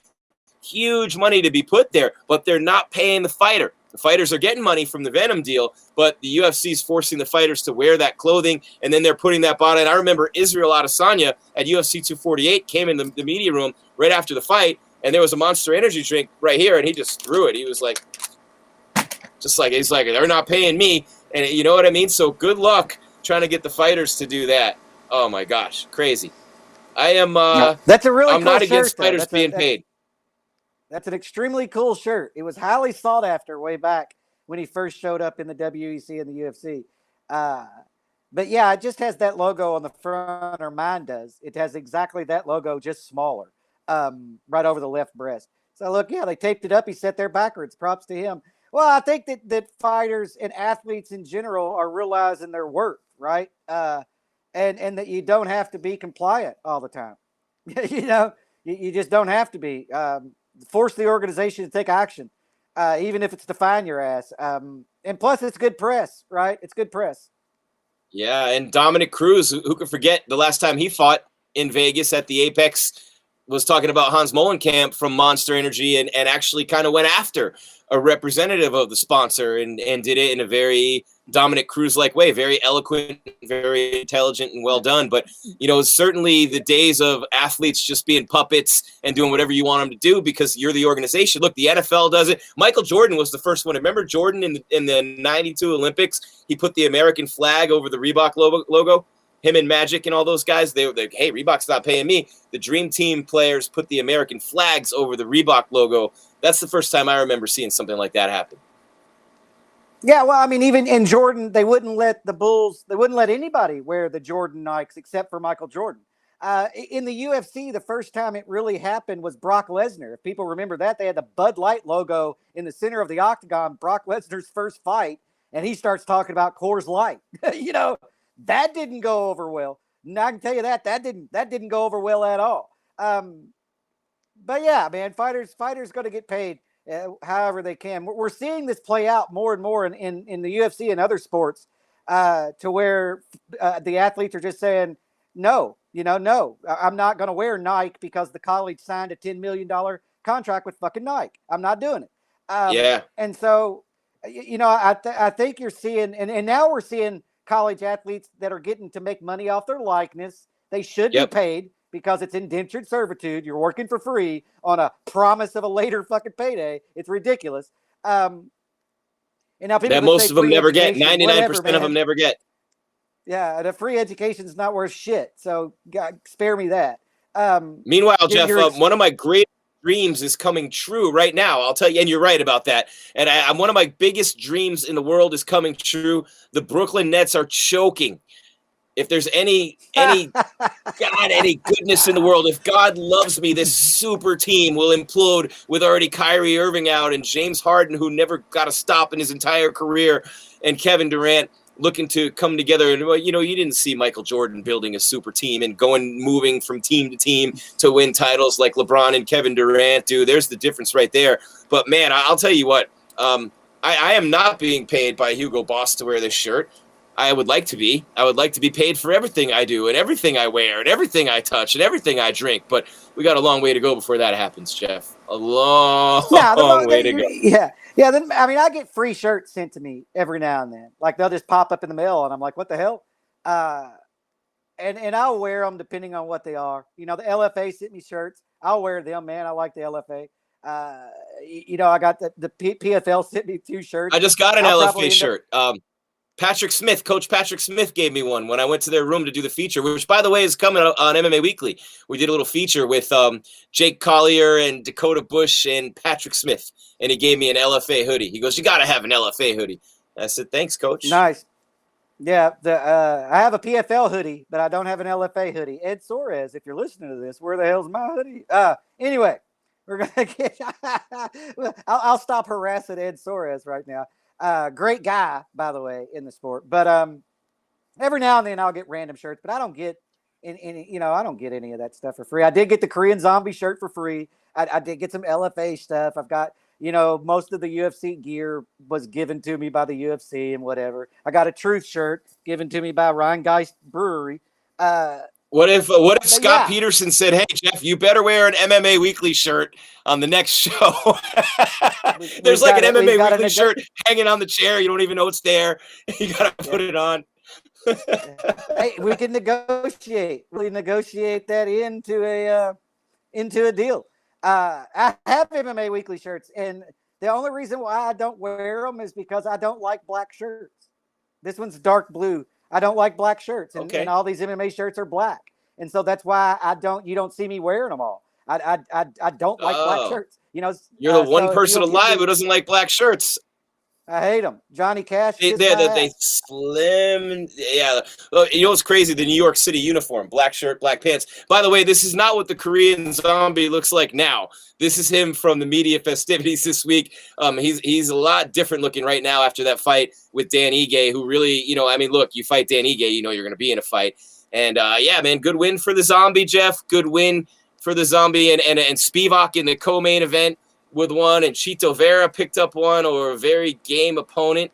And it's a pretty good night of fights at the Apex tonight. It was a good night of fights. Like I said, I call it a filler card. I stand by that in the regards of it's these fight nights sandwiched between pay-per-views. But that's not diminishing the card. That's just saying what the fight card is to the organization, right? For us, man, it's nights of fights on cable TV or online streaming. You know, it's a great time to be an MMA fan. And tonight's fights were good. You know, especially the main card. We started out with 3 knockouts in a row. We had a 37-second knockout on the preliminary card. The main event was competitive. The co-main event was really competitive until that third round. The bantamweights, you know, like you said, Cheeto looked great. It was a good night of fights, man. Like you see, you can't judge a fight on. I mean, what's crazy about it is like McGregor Poirier 3. While it has all that star power, there's no guarantee that any fight's going to be good. And so just because tonight has no star power, that's not a guarantee that no fights are going to be good. And so we just watch the fights, Jim, because we're fight fans, right? Who's fighting and what's on the line sometimes doesn't mean that damn much to me. I just want to see a good fight. And tonight delivered.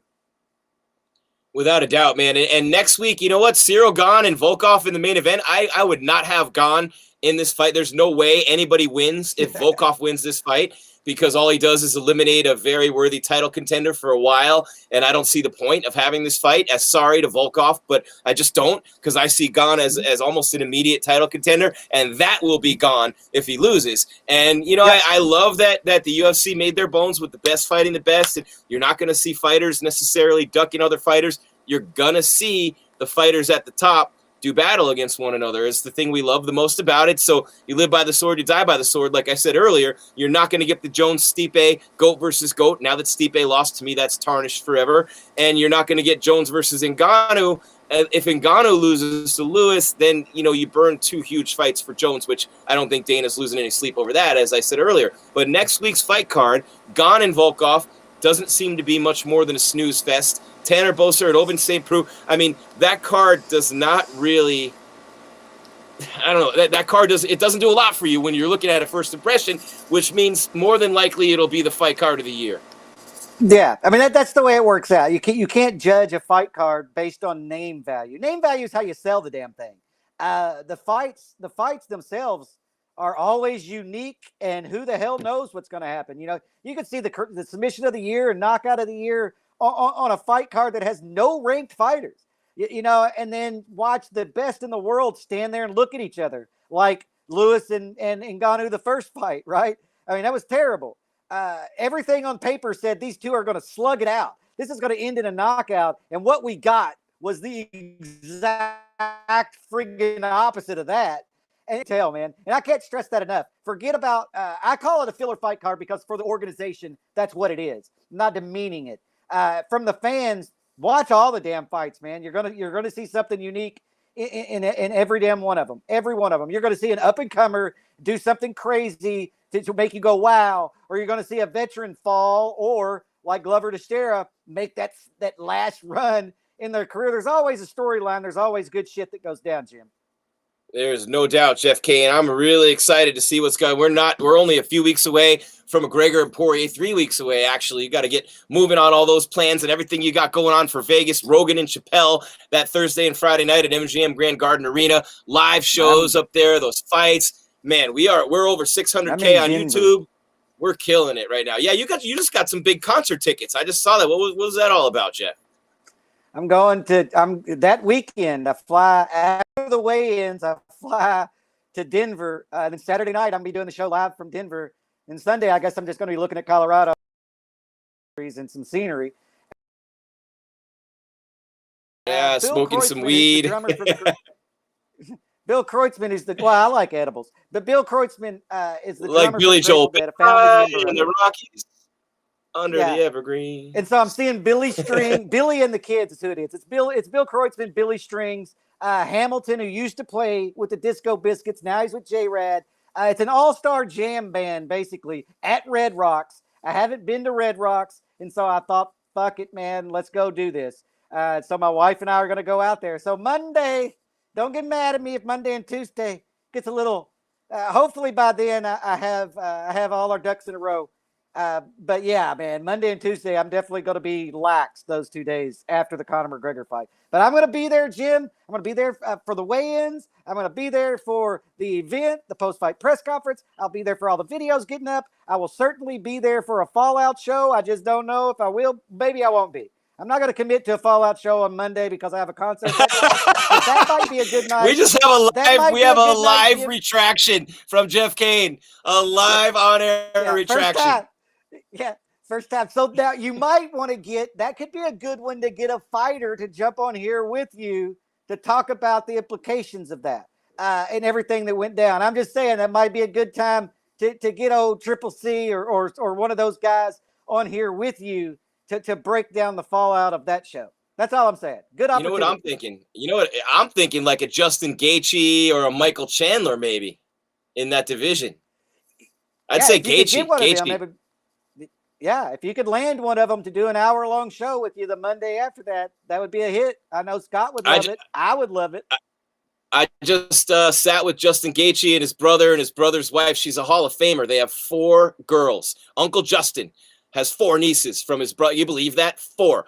They're Hall of Famers with 4 girls. I told him, so I got to see them. I've known those guys forever because Justin's an Arizona kid, saw him coming up. And, it's good to see him where he is. And he's just sitting there, man. He's waiting. He's smart to wait. You got Oliveira. You got the McGregor Poirier. Who knows what's going to happen there? Would Gaethje be the backup? Chandler just lost, and he had that fight won. That would have been so much better for the UFC had Michael Chandler won. And not to disparage Oliveira. I'm just saying Chandler with the American flag and every fans love him. 2 promotion champion. But Oliveira earned that belt. He earned every bit of it, even though I didn't think that was the title fight to make. His performance, the way he overcame, he took the shots, he almost got finished, ended up finishing Michael Chandler the way a champion does. That's what a champion does. Almost got finished, came back and got the finish. Because guess what, Jeff? This just in, as Conor McGregor, who almost had Poirier finished in round number 1. That's the one word, and almost does not count. Oliveira got the job done. Chandler couldn't. He's the champ. And now you got Poirier and McGregor making all that money. And Poirier, it's assumed by many that he's going to finish off this trilogy with McGregor, send the Notorious steamrolling down that spiral toward the fight against Nate Diaz, and he'll always make money. Or McGregor wins, but either way, the winner of that fight gets the next crack at Oliveira for sure, right? It'd have to be. Yeah, a lot of people are picking Dustin to win that trilogy fight. I'm not sold on it. I watched that second fight. Conor had some good success. He hit Poirier. He just has to make the adjustments on the leg kicks. He has to make the adjustment on the leg kicks, and I think he's going to be fine. I don't know that I'm sold on Poirier beating Conor the third time. I really don't, because I feel like the adjustments that Conor has to make are kind of minor, and for Poirier, for lightning to strike twice, whoo. And McGregor hits so damn hard, his left hand down the middle. I don't know, man. That fight's a pick 'em fight, but there are a shit ton of people picking Poirier, a shit ton, which makes me kind of go, well, what the hell? They know something I don't know, because I don't think McGregor looked that bad. McGregor has to win this fight though, or he's stuck fighting Diaz, and maybe that's it. Can you imagine, Jeff Cain? Can you imagine Vegas on July 10th?